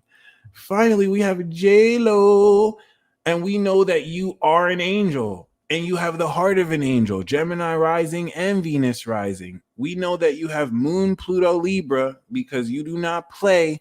And we know you natural queen all day, Sun in Taurus. So this is really cool because as a Gemini rising, you share with Geminis in that Jupiter entering Taurus is going to be a rest and revival period. Thank you very much. All right. Much appreciated. And what's very, very powerful about this is you will be transcending the value with which you believe yourself. And this is going to be really simple because tap price is moving up. Yesterday's price, not today's price. You are coming into firsthand experience about how everything you touch has always turned to gold, but now the quality of your Midas touch is skyrocketed to the next level. And this is going to really prepare you for this Jupiter transit. As soon as Jupiter enters your sign, it's instantly going to be on your sun. You're going to be this spirit and conduit for evolution with everything you touch. And that's going to instantly square Pluto. And you're instantly going to feel into that. And because this is in a crucial element in your 12th house, falling in the 11th, you might grow out of certain friendships. You might release certain communities as you're getting ready to transition. As a late Gemini rising, you're going to start a brand new Jupiter cycle 2024. And so as a Taurus sun, this is starting this new cycle, but this is like producing work behind the scenes. 2023 is like you cooking up a lot of production, but behind closed doors before you present it 2024. So, and I'm so glad that this resonates with you. So this is going to really strengthen and reevaluate how behind the curtain of your AC you're expressing your ideas. Now we know you have Mars in Pisces, which Saturn is on. And then you have Saturn in Cancer, which Mars is on. So this double mutual receptivity, more than most people, are aligning how powerfully you feel about your beliefs so that you feel this from the core. And that's what's going to make manifestation so much more simple to you. Because as Mars continues through the second, everything you feel you're going to act off on is going to align this manifestation without you having to lift a finger. Because you have this ghost form of manifestation in the 12th house where you definitely probably keep the secret because people might not be ready for it. And you got that Moon Pluto, but like this definitely helps you understand the social context and element of how fake people are, but also how you can transform the social environment to your liking. So that's the first part of this is going to really speak to your soul because Venus is trining your moon right now, which is trining Uranus or Pluto in Aquarius. So this is having you tapped in an extreme way socially with these dynamics. Like how cool is it that your Pluto in Libra is trining Pluto in Aquarius? So this is giving you an edge that most people do not have. And you are able to understand real time why and how people are reacting to the social situations they're reacting to with this hidden insight. And so Venus in Gemini is just going to update how much more you polish yourself. You may come up with a new style of expressing yourself. This is going to really literally beautify yourself through this period. But I think what's really important about this is the planets that will be going through your sun through this period, so that by the time they go through Gemini, you have manifested this extra facet of yourself and move forward. Now, let's not forget that the South Node will unlock your Uranus before it goes into Aries, and then the North Node will start moving forward to your 11th house. So this is really just taking that hidden substance within and getting ready to push forward. Okay. And yeah, definitely, I think by the end of spring, you're going to be ready to go. And this is going to be really powerful and super beautiful. Anyway, you know, it's an honor and a privilege. Thank you guys so much for tuning in. And really do hope you enjoy this transit. Just really pretend that everything you say and think, Venus is hyper manifesting for you. And how exciting would that make you? Get excited. And until next time.